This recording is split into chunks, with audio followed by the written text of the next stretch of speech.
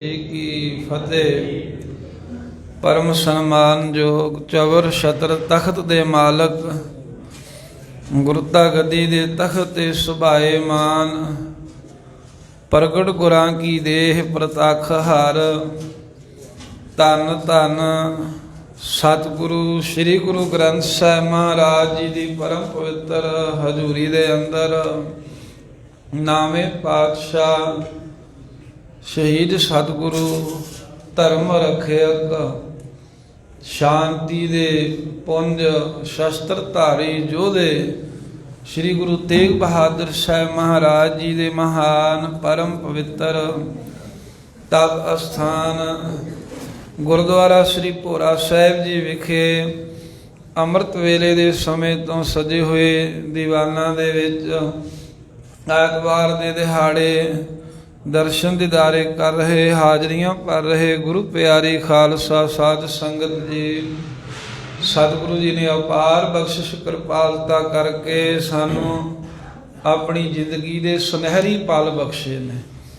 जो समा संगत दे ते धर्म दे पासे लगता है, ये सुनहरी जीवन है साडा। साह तां अनेकां लैने आ, पर वो एक एक सवास सफला है जिहड़ा गुरु दे चरनां च गुरु दी याद विच परमेश्वर दी महिमा च बतीत हुंदा है। ते आओ मिले हुए इस सुनहरी समय नूं होर सफल बनाइए। जिवें अमृत वेले दे समय तो ही महाराज दी किरपा हुई है। पंज गुरबाणियां दे नितनेम दे जाप होए हन, जप जाप सवैये चौपई आनंद साहिब दी महिमा, सुखमनी साहिब दे संपूर्ण पाठ अमृत वेले हुंदे हन। आसा जी दी वार जी दा संपूर्ण कीर्तन सरवण कीता है।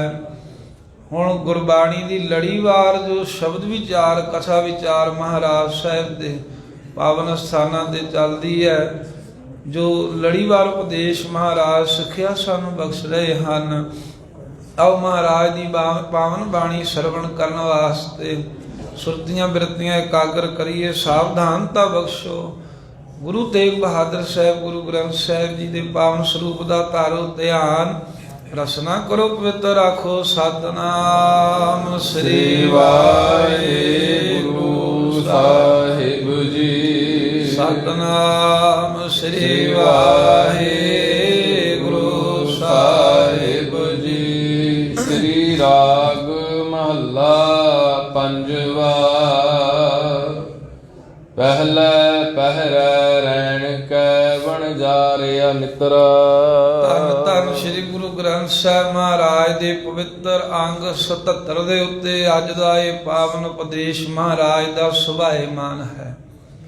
श्री राग दे विच महला पंजवा पंचम पातशाह शहीदां दे सरताज सतगुरु बाणी के बोझ से गरीब नवाज सतगुरु जी ये पावन उपदेश बख्श रहे ने। गुरु का बाग अमृतसर साहिब, मंजी साहिब दीवान हाल दीवान अस्थान, उत्थे गुरु अर्जन देव साहिब सच्चे पातशाह सुभाएमान सन। सिख संगतां महाराज दे दर्शन दीदारे कर रही ने।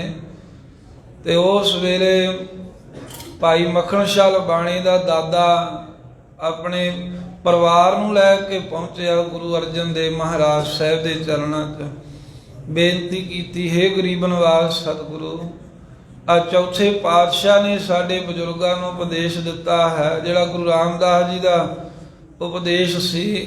गुरु रामदास साहिब जी ने जो कल आपां शब्द सरवण कीता, पहरे बाणी दे विच उचारिया, वो गुरु अर्जन देव साहिब सच्चे पातशाह दे अगे रखिया।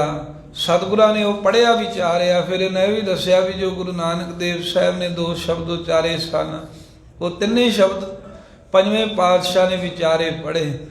ते कहण लगे, महाराज इस तरह का ही उपदेश सानू भी दिओ जिहो जिहा उपदेश साडे बजुर्गां नूं बख्शिया है।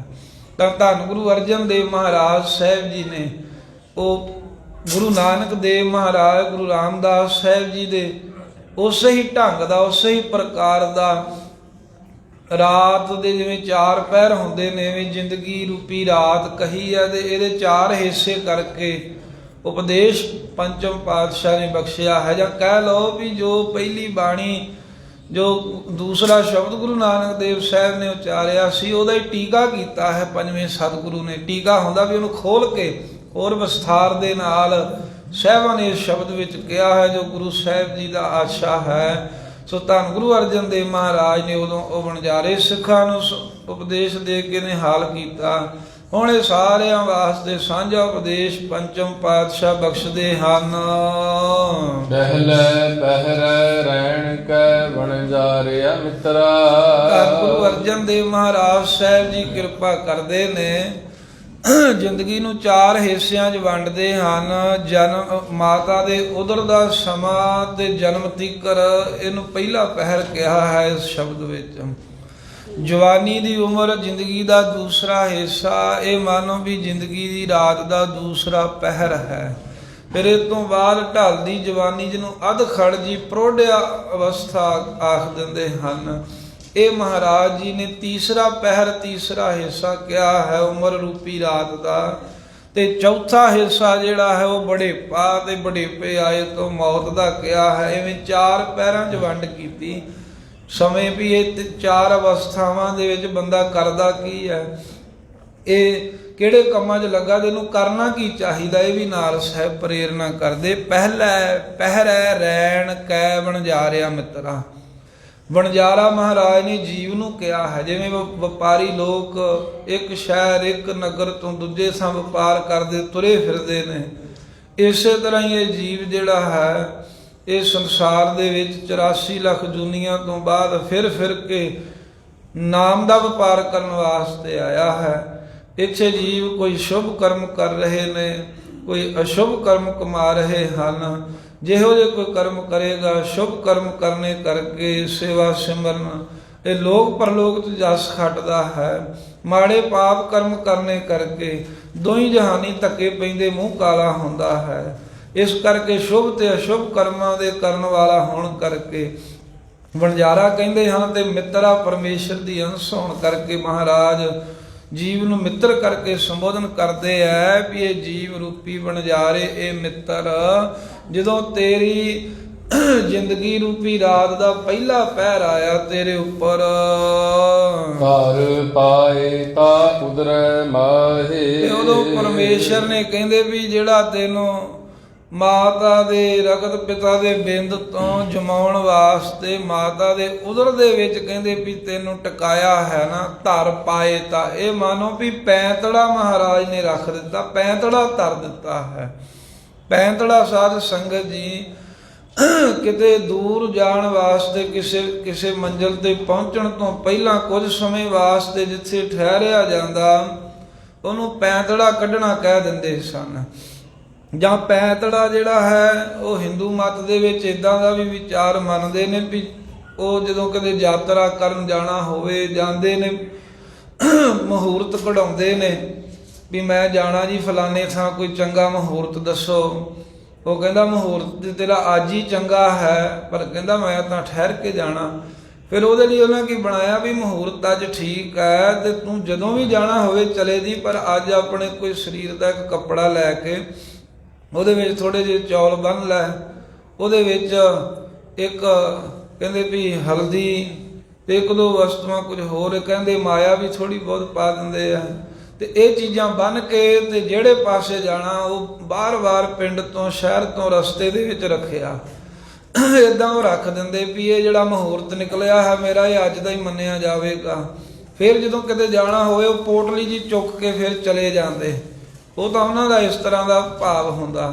ਇੱਥੇ ਮਹਾਰਾਜ ਸਾਹਿਬ ਜੀ ਨੇ ਜੋ ਪੈਂਤੜਾ ਕਿਹਾ ਹੈ ਇਹ ਵੀ ਜੋ ਅੰਦਰ ਸਰੀਰ ਨੂੰ ਜਮਾਉਣ ਦੇ ਲਈ ਜਨਮ ਦੇਣ ਤੋਂ ਪਹਿਲਾਂ ਜਿਹੜਾ ਮਾਤਾ ਦੇ ਉਦਰ ਦੇ ਵਿੱਚ ਜਨਮ ਤੋਂ ਪਹਿਲਾਂ ਪਰਮੇਸ਼ਰ ਨੇ ਟਿਕਾਇਆ ਹੈ ਮਾਂ ਦੇ ਰਗਤ ਪਿਤਾ ਦੇ ਬਿੰਦ ਤੋਂ ਵੀ ਇੱਥੇ ਤੂੰ ਜੰਮ ਜੇ, ਤੇਰੇ ਸਰੀਰ ਦਾ ਜਿਹੜਾ ਹੈ ਵਿਕਾਸ ਹੋ ਜਾਵੇ। ਇਹ ਕਹਿੰਦੇ ਵੀ ਪੈਂਤੜਾ ਹੀ ਧਰਤਾ ਹੈ ਪਰਮੇਸ਼ਰ ਨੇ। ਮਨ ਅਕਾਲ ਪੁਰਖ ਵਾਹਿਗੁਰੂ ਨੇ ਸੰਸਾਰ ਦੀ ਯਾਤਰਾ ਆਉਣ ਤੋਂ ਪਹਿਲਾਂ ਕਹਿੰਦੇ ਇਹੀ ਪੈਂਤੜਾ ਰੱਖਤਾ। ਜਾਂ ਪੈਂਤੜਾ ਪਹਿਲਵਾਨ ਜਿਸ ਦਿਨ ਕੁਸ਼ਤੀ ਹੋਣੀ ਹੋਵੇ ਉਸ ਤੋਂ ਪਹਿਲਾਂ ਉੱਥੇ ਜਾ ਕਰਕੇ ਪੈਤੜਾ ਰੱਖਦੇ ਨੇ, ਉੱਥੇ ਪ੍ਰਚਾਰ ਕਰਦੇ ਨੇ। ਜਿਵੇਂ ਹੁਣ ਦੀ ਵੀ ਬੋਲੀ ਸਮਝਣੀ ਹੋਵੇ ਤਾਂ ਜਦੋਂ ਗੱਤਕਾ ਖੇਡਦੇ ਹਨ ਨਿਹੰਗ ਸਿੰਘ, ਤੇ ਜਦੋਂ ਸ਼ਸਤਰ ਆਪਣੇ ਹੱਥ ਵਿੱਚ ਫੜਨੇ ਹੁੰਦੇ ਨੇ ਉਸ ਤੋਂ ਪਹਿਲਾਂ ਪੈਂਤੜਾ ਕੱਢਦੇ ਹਨ, ਪੈਂਤੜਾ ਖੇਡਦੇ ਨੇ, ਸਰੀਰ ਗਰਮ ਕਰਦੇ ਹਨ, ਆਪਣੇ ਜੋਸ਼ ਵਿਖਾਉਂਦੇ ਨੇ। ਕੋਈ ਵੀ ਕੰਮ ਕਰਨ ਤੋਂ ਪਹਿਲਾਂ ਜਿਹੜਾ ਕਾਰਜ, ਜਿਹੜੀ ਕੋਈ ਢੁਕਾਊ ਬਣਾਇਆ ਜਾਵੇ ਉਹਨੂੰ ਪੈਂਤੜਾ ਕਹਿ ਦਿੰਦੇ ਨੇ। ਤੇ ਧੰਨ ਗੁਰੂ ਅਰਜਨ ਦੇਵ ਮਹਾਰਾਜ ਸਾਹਿਬ ਸੱਚੇ ਪਾਤਸ਼ਾਹ ਇੱਥੇ ਬਖਸ਼ਿਸ਼ ਕਰ ਰਹੇ ਨੇ ਕਿ ਆ ਜੀਵ, ਜਦੋਂ ਤੇਰੀ ਉਮਰ ਦਾ ਪਹਿਲਾ ਹਿੱਸਾ ਆਇਆ ਨਾ, ਪਹਿਲਾ ਪਹਿਰ ਆਇਆ ਤੇਰੀ ਜ਼ਿੰਦਗੀ ਦੀ ਰਾਤ ਦਾ, ਤਾਂ ਪਰਮੇਸ਼ਰ ਨੇ ਜੋ ਤੈਨੂੰ ਮਾਤਾ ਦੇ ਉਦਰ ਦੇ ਵਿੱਚ ਤੇਰਾ ਸਰੀਰ ਜਮਾਉਣ ਵਾਸਤੇ ਟਿਕਾਉਣਾ ਕੀਤਾ, ਇਹ ਮਾਨੋ ਵੀ ਪੈਤੜਾ ਰੱਖ ਦਿੱਤਾ ਹੈ, ਜਾਂ ਫਿਰ ਧਾਰਨਾਮ ਸਾਧ ਸੰਗਤ ਧੁਨੀ ਦਾ ਵੀ ਹੈ।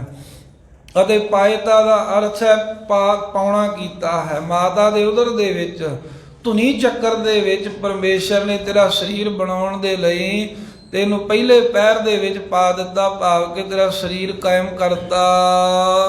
ਦਸੇ ਮਾਸੀ ਮਾਨਸ ਕੀਆ ਵਣਜਾਰਿਆ ਮਿੱਤਰਾ। ਤੇ ਫਿਰ ਮਹਾਰਾਜ ਕਹਿੰਦੇ ਆ ਜੀਵ ਰੂਪੀ ਵਣਜਾਰੇ ਮਿੱਤਰ, ਦਸੀ ਮਾਸੀ ਮਾਨਸ ਕੀਆ। ਜਦੋਂ ਕਹਿੰਦੇ 10ਵਾਂ ਮਹੀਨਾ ਆਇਆ, ਇਵੇਂ 9 ਮਹੀਨੇ ਤੇ 9 ਦਿਨ ਦਾ ਸਮਾਂ ਪੂਰਾ ਬਣਦਾ ਹੈ ਸਰੀਰ ਦੇ ਵਿੱਚ ਜਿਹੜਾ ਬਾਲਕ ਦਾ ਹੈ।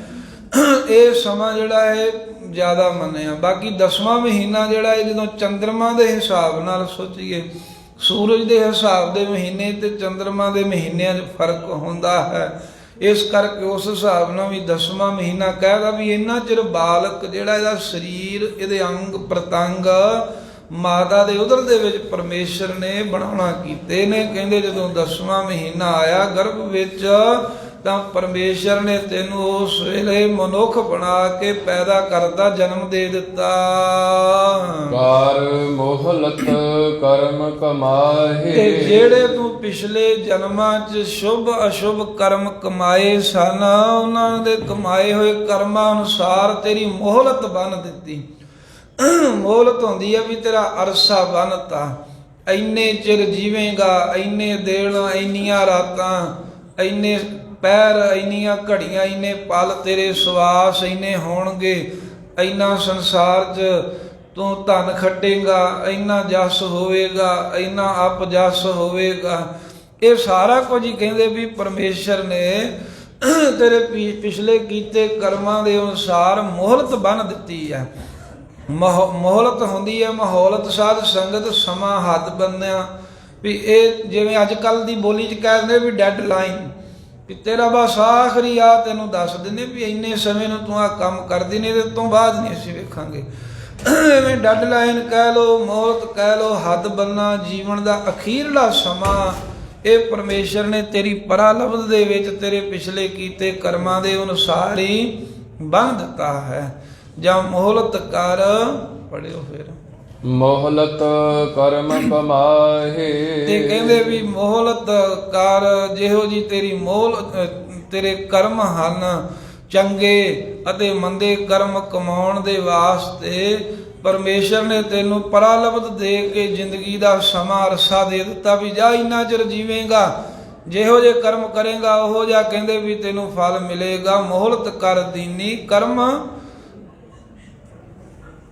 ਕਰ ਮੋਹਲਤ ਕਰਮ ਕਮਾਹੇ। ਕਹਿੰਦੇ ਵੀ ਇਹ ਜ਼ਿੰਦਗੀ ਤੈਨੂੰ ਬਖਸ਼ ਦਿੱਤੀ ਜਾ, ਇਹਦੇ ਵਿੱਚ ਜੋ ਵੀ ਸ਼ੁਭ ਅਸ਼ੁਭ ਕਰਮ ਕਰੇਗਾ ਉਹਦਾ ਫਲ ਤੂੰ ਅੱਗੇ ਪਾਵੇਂਗਾ। ਫਿਰ ਮੋਹਲਤ ਕਰ ਦੀਨੀ ਕਰਮ ਕਮਾਣੇ। ਪਿਛਲੇ ਕਮਾਏ ਹੋਏ ਕਰਮਾਂ ਅਨੁਸਾਰ ਤੈਨੂੰ ਜ਼ਿੰਦਗੀ ਦਾ ਮੋਹਲਤ ਅਰਸਾ ਬਖਸ਼ ਦਿੱਤਾ ਹੈ। ਤੈਨੂੰ ਸਵਾਸ ਗਿਣ ਕੇ ਪਾ ਦਿੱਤੇ, ਇੰਨੇ ਸਾਹ ਲਏਗਾ, ਇਹਦੇ ਵਿੱਚ ਅੱਗੇ ਜਿਹੋ ਜਿਹੇ ਕਰਮ ਕਮਾਵੇਂਗਾ ਉਹੋ ਜਿਹਾ ਫਲ ਤਾਂ ਜੀਵ ਪਾਵੇਂਗਾ। ਜਿਵੇਂ ਸਾਧ ਸੰਗਤ ਦਰਿਆ ਦੀ ਦੋ ਕਿਨਾਰੇ ਹੁੰਦੇ ਨੇ ਨਾ, ਐਵੇਂ ਜੋ ਕਿਨਾਰੇ ਹਨ ਇਹ ਮਾਨੋ ਵੀ ਪਰਮੇਸ਼ਰ ਨੇ ਆਪਣੇ ਵੱਲੋਂ ਹੁਕਮ ਕਰਕੇ ਮੋਹਲਤ ਬੰਨੀ ਹੈ।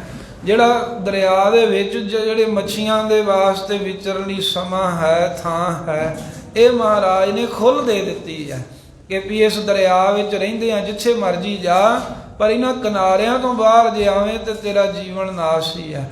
ਇਸੇ ਤਰ੍ਹਾਂ ਮਾਲਕ ਦੇ ਹੁਕਮ ਦੇ ਵਿੱਚ ਹੀ ਰਹਿਣਾ ਪੈਂਦਾ, ਪਰ ਇੰਨੀ ਮਹਾਰਾਜ ਨੇ ਸੁਤੰਤਰਤਾ ਦੇ ਦਿੱਤੀ ਵੀ ਵੇਖਦੇ ਆ ਵੀ ਤੂੰ ਕਰਮ ਕਿਹੋ ਜਿਹੇ ਕਮਾਉਣਾ।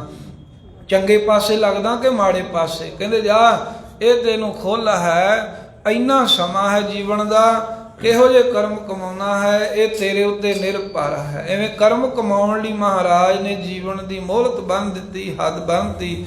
ਪਿਛਲੇ ਕਮਾਏ ਕਰਮਾਂ ਅਨੁਸਾਰ ਬੰਨੀ ਹੈ, ਅੱਗੇ ਕਰਮ ਕਮਾਉਣ ਵਾਸਤੇ ਬੰਨੀ ਹੈ। ਜੈਸਾ ਲਿਖਤ ਧੁਰ ਪਾਇਆ।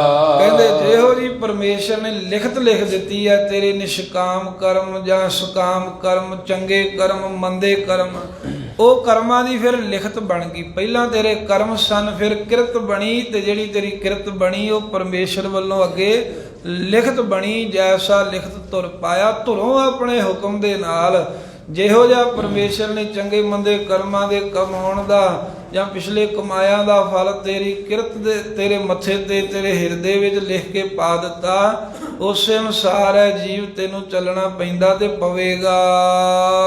ਮਾਤ ਪਿਤਾ ਭਾਈ ਸੁੱਤ ਬਨਿਤਾ। ਤੇ ਫੇਰ ਜਦੋਂ ਵੇਖ ਤੂੰ ਜਨਮ ਲੈਣਾ ਹੈ, ਤੇ ਤੋਂ ਪਹਿਲਾਂ ਤੇਰੀ ਮਾਤਾ ਦਾ ਜਨਮ ਹੋਇਆ, ਤੇਰੇ ਪਿਤਾ ਦਾ ਜਨਮ ਹੋਇਆ, ਤੇਰੇ ਭਰਾ ਦਾ ਜਨਮ ਹੋਇਆ, ਫਿਰ ਕਹਿਣਾ ਵੀ ਇਹ ਮੇਰੀ ਮਾਂ ਹੈ, ਮੇਰਾ ਪਿਓ ਹੈ, ਮੇਰੇ ਭਰਾ ਨੇ।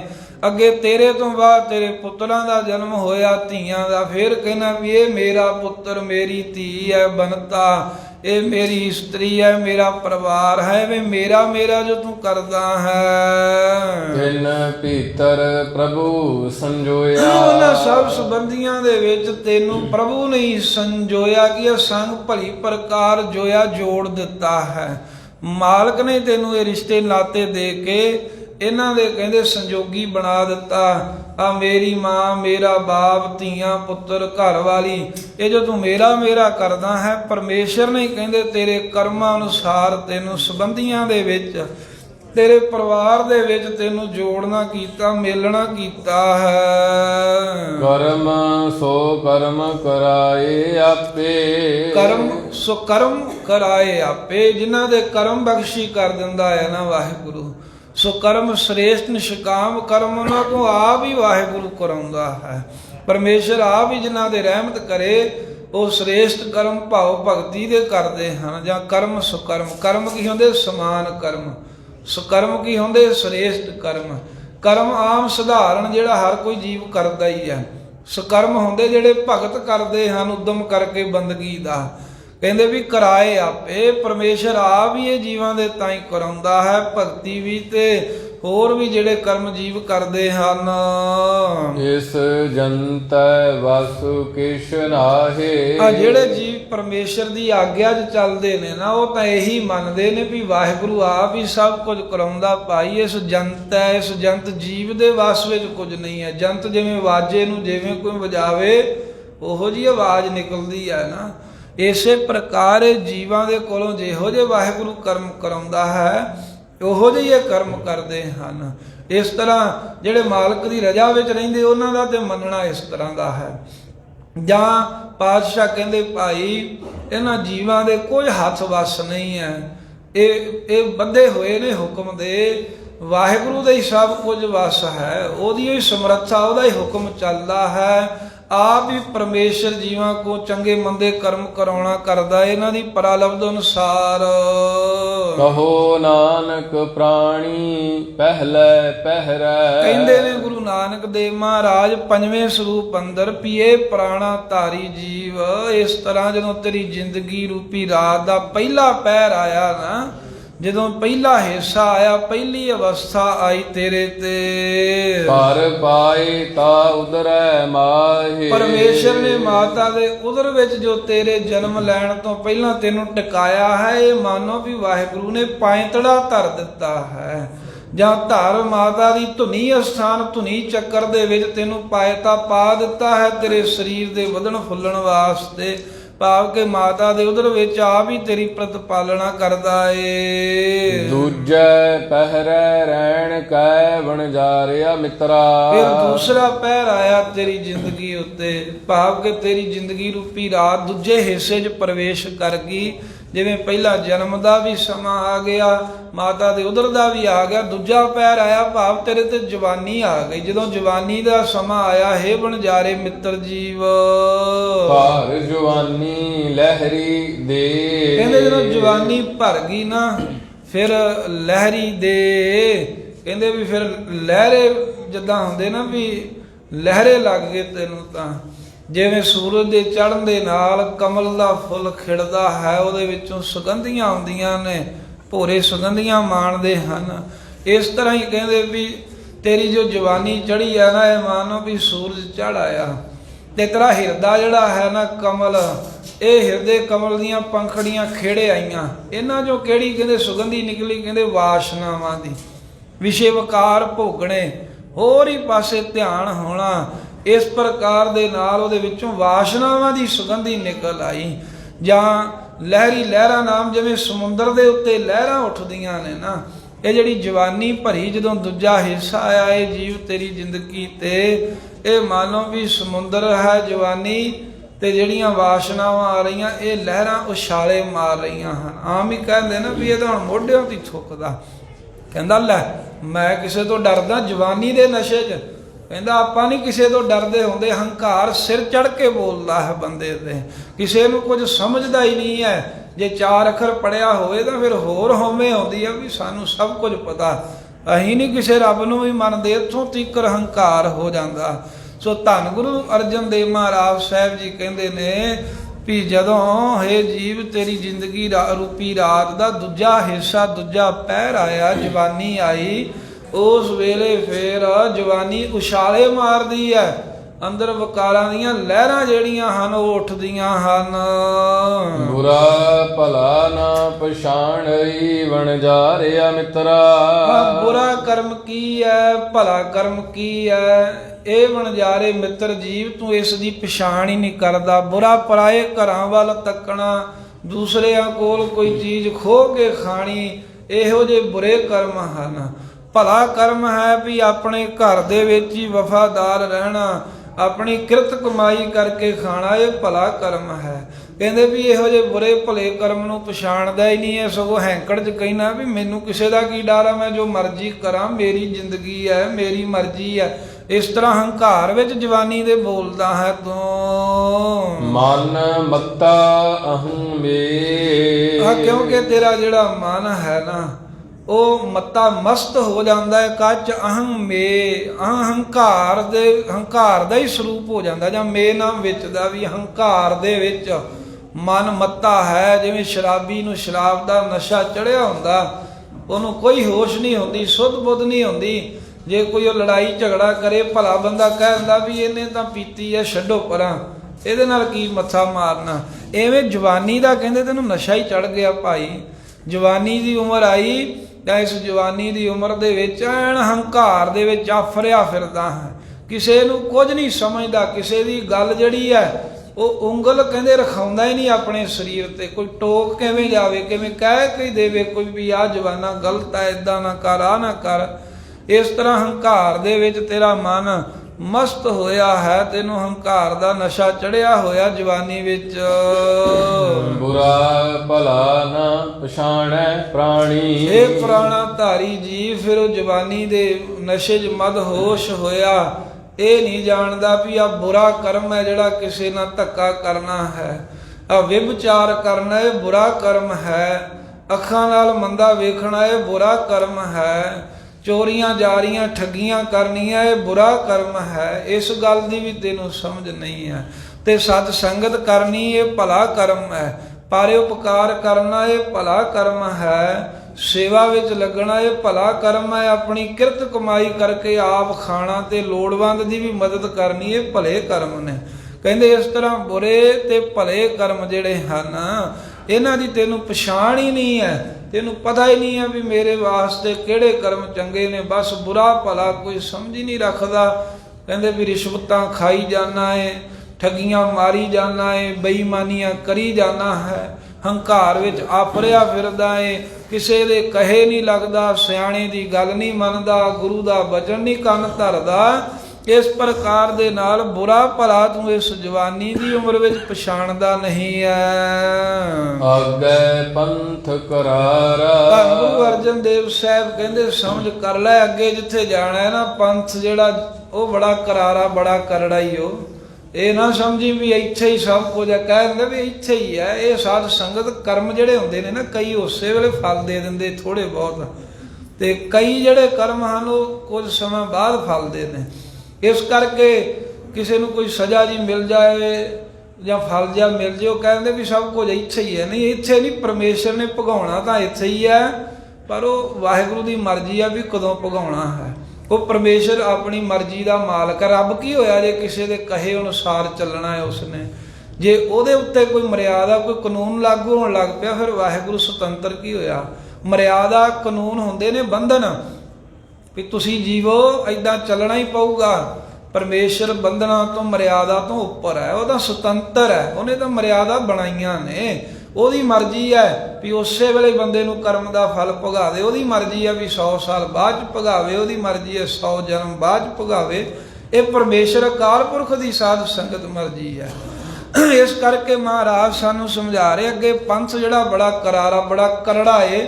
ਇੱਥੇ ਤਾਂ ਰਿਸ਼ਵਤਾਂ ਖਾ ਲੀਆਂ, ਇੱਥੇ ਤਾਂ ਕਹਿੰਦੇ ਠੱਗੀਆਂ ਠੌਰੀਆਂ, ਜ਼ਬਾਨ ਦੇ ਰਸਾਂ ਵਾਸਤੇ ਕਈ ਕੁਝ ਜੀਵ ਘਾਤ ਕਰਕੇ ਖਾਈ ਪੀ ਜਾਣਾ ਹੈ, ਸਭ ਕੁਝ ਹਜਮ ਕਰਦਾ।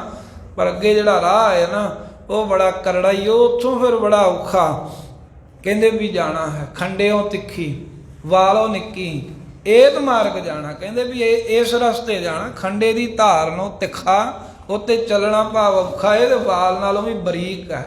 ਇੰਨੀ ਕੁ ਹਉਮੈ ਵੀ ਹੋਵੇਗੀ ਨਾ ਤੇ ਕਰਮ ਹੋਵੇਗਾ ਪਾਪ ਕਰਮ, ਤਾਂ ਫਿਰ ਔਖਾ ਹੋਏਗਾ। ਹੁੰਦਾ ਹੀ ਆ ਨਾ ਵੀ ਥੋੜੇ ਥਾਂ ਦੇ ਵਿੱਚੋਂ ਕੋਈ ਵੱਡੀ ਚੀਜ਼ ਲੰਘਾਉਣੀ ਪਵੇ ਤਾਂ ਸਾਧ ਸੰਗਤ ਮੁਸ਼ਕਲ ਆਉਂਦੀ ਹੈ ਨਾ। ਕਈ ਵਾਰ ਆ ਬੂਹਿਆਂ ਦਰਵਾਜ਼ਿਆਂ ਦੇ ਵਿੱਚ ਕੋਈ ਮਾਲ ਡੰਗਰ ਕਿਸੇ ਦੇ ਕੋਈ ਬਗਾਨੇ ਥਾਂ ਜਾਵੇ ਤਾਂ ਉਹ ਫਸਦਾ ਹੈ। ਕੋਈ ਹੋਰ ਕੋਈ ਪਦਾਰਥ ਲਿਆਉਨੇ, ਅੱਜ ਕੱਲ੍ਹ ਮਸ਼ੀਨਰੀਆਂ ਲਿਆਉਨੇ ਹੈ। ਇਸੇ ਤਰ੍ਹਾਂ ਮਹਾਰਾਜ ਕਹਿੰਦੇ ਜਿਹੜਾ ਬੇਮੁਖ ਹੋਣਾ ਹੈ ਇਸੇ ਤਰ੍ਹਾਂ ਹੀ ਹੈ। ਮਨ ਤੋਂ ਮੈਗਲ ਹੋਏ ਗਇਓ ਨਿਕਸਿਓ ਕਿਉਂ ਕਹਿ ਜਾਏ, ਕਹਿੰਦੇ ਵੀ ਦਰਵਾਜ਼ਾ ਤੇ ਅਤੀ ਸੂਖਮ ਹੈ। ਮਨ ਹਾਥੀ ਬਣ ਗਿਆ। ਦੱਸੋ ਵੀ ਛੋਟਾ ਜਿਹਾ ਦਰਵਾਜ਼ਾ ਬਰੀਕ, ਵਾਲ ਤੋਂ ਵੀ ਬਰੀਕ, ਤੇ ਹਾਥੀ ਬਣ ਕੇ ਕਿਵੇਂ ਲੰਘੇਗਾ? ਨਹੀਂ ਲੰਘ ਸਕਦਾ ਨਾ। ਇਸ ਕਰਕੇ ਗਰੀਬ ਨਿਵਾਸ ਸਾਹਿਬ ਸੱਚੇ ਪਾਤਸ਼ਾਹ ਕਹਿੰਦੇ ਅੱਗੇ ਰਸਤਾ ਜਿਹੜਾ ਹੈ ਨਾ ਜਮ ਮਾਰਗ ਦਾ ਜਿਹੜਾ ਉਹ ਬੜਾ ਕਰਾਰਾ ਕਰੜਾ ਹੀ।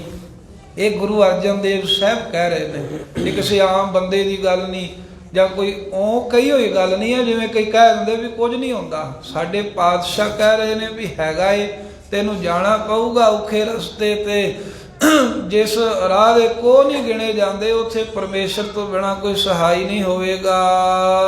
ਪੂਰਾ ਸਤਿਗੁਰ ਕਬਹੂ ਨਾ ਸੇਵਿਆ। ਏ ਜੀ ਵੇਖ ਜਵਾਨੀ ਆ ਗਈ ਤੇਰੇ ਤੇ, ਪਰ ਪੂਰਾ ਸਤਿਗੁਰੂ ਨਾਨਕ ਦੇਵ ਸਾਹਿਬ ਹੈ, ਉਹਨਾਂ ਦੀ ਤੂੰ ਕਦੀ ਸੇਵਾ ਹੀ ਨਹੀਂ ਕੀਤੀ। ਗੁਰੂ ਨਾਨਕ ਸਾਹਿਬ ਦੇ ਬਚਨਾਂ ਨੂੰ ਸੇਵਿਆ ਚੇਤੇ ਹੀ ਨਹੀਂ ਕੀਤਾ। ਮਹਾਰਾਜ ਦੇ ਉਪਦੇਸ਼ ਨੂੰ ਨਹੀਂ ਕਮਾਉਂਦਾ। ਸਿਰ ਠਾਡੇ ਜਮ ਜੰਦਾਰਾ। ਤੇਰੇ ਸਿਰ ਦੇ ਉੱਤੇ ਪਾਤਸ਼ਾਹ ਕਹਿੰਦੇ ਜਿਹੜੇ ਜਮ ਨੇ ਨਾ, ਜੰਦਾਰ ਵੱਡਾ ਡੰਡਾ ਲੈ ਕੇ ਜੋ ਸਜ਼ਾ ਦੇਣ ਰੂਪੀ ਖੜੇ ਨੇ ਖਲੋਤੇ ਨੇ। ਤੇਰੇ ਸਿਰ ਤੇ ਜਿਹੜੀ ਮੌਤ ਹਰ ਸਮੇਂ ਮੰਡਰਾ ਰਹੀ ਹੈ। ਐਵੇਂ ਭੁੱਲਿਆ ਨਾ ਫਿਰੀ ਆਪਣੇ ਜੀਵਨ ਦੇ ਜੋਸ਼ ਦੇ ਵਿੱਚ, ਜਵਾਨੀ ਦੇ ਜੋਸ਼ ਦੇ ਵਿੱਚ ਭੁੱਲ ਨਾ ਜਾਵੀਂ ਵੀ ਮੈਂ ਕਿਹੜਾ ਕਿਸੇ ਤੋਂ ਡਰਦਾ। ਕਹਿੰਦੇ ਬੜੇ ਖਤਰਨਾਕ ਜਿਹੜੇ ਜਮ ਹਨ, ਉਹ ਜੰਦਾਰ ਵੱਡਾ ਡੰਡਾ ਲੈ ਕਰਕੇ ਤੇਰੇ ਕਹਿੰਦੇ ਵੀ ਸਿਰ ਦੇ ਉੱਤੇ ਖਲੋਤੇ ਹਨ। ਜਾਂ ਜੰਦਾਰ ਜਿੰਦ ਦੇ ਵੈਰੀ ਜਿਹੜੇ ਤੇਰੇ ਜਿੰਦ ਕੱਢਣੀ ਆ ਜਿਨ੍ਹਾਂ ਨੇ, ਉਹ ਤਾਂ ਬਸ ਵੇਖਦੇ ਆ ਵੀ ਕਿੱਦਣ ਇਹਦੇ ਸਾਹ ਪੂਰੇ ਹੁੰਦੇ ਨੇ ਅਸੀਂ ਚੁੱਕ ਕੇ ਖੜੀਏ ਤੇ ਫੇਰ ਇਹਨੂੰ ਦੱਸਾਂਗੇ ਵੀ ਕਿਵੇਂ ਤੂੰ ਕਹਿਣਾ ਵੀ ਮੈਂ ਕਿਹੜਾ ਕਿਸੇ ਤੋਂ ਡਰਦਾ ਹੈ। ਸਤਿਗੁਰੂ ਨਾਨਕ ਦੇਵ ਮਹਾਰਾਜ ਸਾਹਿਬ ਜੀ ਪੰਜਵੇਂ ਸਰੂਪ ਵਿੱਚ ਬਖਸ਼ਿਸ਼ ਕਰਦੇ ਪਿਆਰਿਆ, ਤੇਰੀ ਜ਼ਿੰਦਗੀ ਤੇ ਦੂਸਰੀ ਅਵਸਥਾ ਆਈ, ਦੂਜਾ ਪਹਿਰ ਆਇਆ ਜਵਾਨੀ। ਇਹ ਤੂੰ ਸਾਰੀ ਜਿਹੜੀ ਆ ਬੁਰੇ ਭਲੇ ਕਰਮ ਪਛਾਣੇ ਤੋਂ ਬਗੈਰ, ਗੁਰੂ ਦੀ ਸੇਵਾ ਗੁਰੂ ਦਾ ਬਚਨ ਕਮਾਏ ਤੋਂ ਬਗੈਰ ਕਹਿੰਦੇ ਵੀ ਬਤੀਤ ਕਰ ਰਿਹਾ ਹੈ। ਜਿਹੜੇ ਜਮ ਹਨ ਤੇਰੀ ਜਿੰਦ ਦੇ ਵੈਰੀ, ਉਹ ਖੜੇ ਵੇਖ ਰਹੇ ਨੇ ਵੀ ਇਹਨੂੰ ਸਜ਼ਾ ਦਈਏ। ਧਰਮ ਰਾਏ ਜਬ ਪਕਰਸ ਬਬਰੇ। ਇਹ ਬਬਰੇ ਝੱਲੇ ਹੋਏ ਜੀਵ, ਤੂੰ ਤਾਂ ਹੁਣ ਪਾਗਲਾਂ ਵਾਲੀਆਂ ਹਰਕਤਾਂ ਕਰਦਾ ਏ। ਜਦੋਂ ਧਰਮ ਰਾਜੇ ਦੇ ਅੱਗੇ ਲੈ ਕੇ ਜਾਣਗੇ, ਜਦੋਂ ਧਰਮ ਰਾਜੇ ਦੇ ਸਾਹਮਣੇ ਤੈਨੂੰ ਖੜਾ ਕਰਨਗੇ ਤੇ ਸਵਾਲ ਜਵਾਬ ਹੋਣਗੇ। ਤਬ ਕਿਆ ਜਵਾਬ ਕਰੇ। ਕਹਿੰਦੇ ਉਦੋਂ ਕੀ ਜਵਾਬ ਦਵੇਂਗਾ, ਉੱਤਰ ਦਵੇਂਗਾ। ਧਰਮ ਰਾਏ ਜਬ ਲੇਖਾ ਮੰਗੈ ਕਿਆ ਮੁਖ ਲੈ ਕੇ ਜਾਏਗਾ। ਕੀ ਮੂੰਹ ਵਿਖਾਏਗਾ ਵੀ ਮੈਂ ਤਾਂ ਸਾਰੀ ਉਮਰ ਹੋਰ ਹੀ ਕਰਤੂਤਾਂ ਕਰਦਾ ਰਿਹਾ, ਸਾਰੀ ਉਮਰ ਤਾਂ ਮੈਂ ਗਲਤ ਕੰਮਾਂ 'ਚ ਹੀ ਜੀਵਨ ਲੰਘਾ ਦਿੱਤਾ। ਤੇ ਕਹਿੰਦੇ ਵੀ ਉੱਥੇ ਜਾ ਕੇ ਜਵਾਬ ਕੀ ਦੇਵੇਂਗਾ ਵੀ ਤੂੰ ਕਿੰਨਾ ਸਿਮਰਨ ਕੀਤਾ, ਦੱਸ। ਵੀ ਉਹਨੇ ਜਾਂਦੇ ਹੀ ਪੁੱਛਣਾ ਤੈਨੂੰ ਜੀਵਨ ਮਿਲਿਆ, ਕਹਿੰਦੇ ਸਿਮਰਨ ਕਿੰਨਾ ਚਿਰ ਕਰਕੇ ਆਇਆ, ਸੇਵਾ ਕਿੰਨੀ ਕੀਤੀ ਹੈ, ਪਰ ਉਪਕਾਰ ਕਿੰਨੇ ਕੀਤੇ ਨੇ। ਫਿਰ ਨੀਵੀਂ ਜੀ ਪਾਵੇਂਗਾ, ਸ਼ਰਮ ਆਵੇਗੀ ਨਾ, ਇਹ ਤਾਂ ਮੈਂ ਕੀਤਾ ਹੀ ਕੁਝ ਨਹੀਂ ਆ, ਮੈਂ ਤਾਂ ਸਾਰੀ ਉਮਰ ਚੋਰੀਆਂ ਜਾਰੀਆਂ ਠੱਗੀਆਂ ਫਰੇਬ ਧੋਖੇਬਾਜ਼ੀਆਂ ਇਹੀ ਕੁਝ ਕਰਦਾ ਰਿਹਾ। ਇਸ ਕਰਕੇ ਗਰੀਬ ਨਿਵਾਜ ਸਤਿਗੁਰੂ ਕਹਿੰਦੇ ਨੇ ਪਿਆਰਿਆ, ਜਦੋਂ ਧਰਮ ਰਾਜੇ ਨੇ ਪਰਮੇਸ਼ਰ ਦਾ ਜਿਹੜਾ ਨਿਯੁਕਤ ਕੀਤਾ ਹੋਇਆ ਅਫਸਰ ਹੈ ਧਰਮ ਰਾਜ, ਉਹ ਜਦੋਂ ਜਵਾਬ ਮੰਗੂਗਾ, ਹਿਸਾਬ ਕਿਤਾਬ ਮੰਗੂਗਾ, ਚਿੱਤਰਗੁਪਤ ਜੀ ਦੇ ਮੁਨਸ਼ੀ ਹਨ, ਜੇ ਤੂੰ ਕਹੇਗਾ ਮੈਂ ਜੀ ਮੈਂ ਬੜਾ ਕੁਝ ਕੀਤਾ, ਉਹ ਕਹਿਣਗੇ ਕੋਈ ਨਹੀਂ ਹਿਸਾਬ ਕੱਢ ਲੈਨੇ ਆ। ਚਿੱਤਰਗੁਪਤ ਜਬ ਲੇਖਾ ਮੰਗੈ ਕੌਣ ਪਰਦਾ ਤੇਰਾ ਢੱਕ ਹੈ। ਫਿਰ ਪਰਦਾ ਨਹੀਂ ਰਹਿਣਾ, ਫਿਰ ਸਭ ਕੁਝ ਜ਼ਾਹਰ ਹੋ ਜਾਣਾ। ਆ ਹੁਣ ਤਾਂ ਮੁੱਕਰਦਾ ਹੈ ਨਾ, ਕਹਿੰਦੇ ਉੱਥੇ ਮੁੱਕਰ ਨਹੀਂ ਦੇਣਾ। ਮੁੱਕਰੇਗਾ ਨਾ ਵੀ ਮੈਂ ਨਹੀਂ ਕਰਮ ਕੀਤਾ, ਉਹ CCTV ਕੈਮਰੇ ਜਿਵੇਂ ਹੁਣ ਚੱਲੇ ਆ, ਇਹ ਤਾਂ ਹੁਣ ਦੀਆਂ ਖੇਡਾਂ, ਉੱਥੇ ਪਹਿਲਾਂ ਹੀ ਆਏ ਸਭ ਕੁਝ।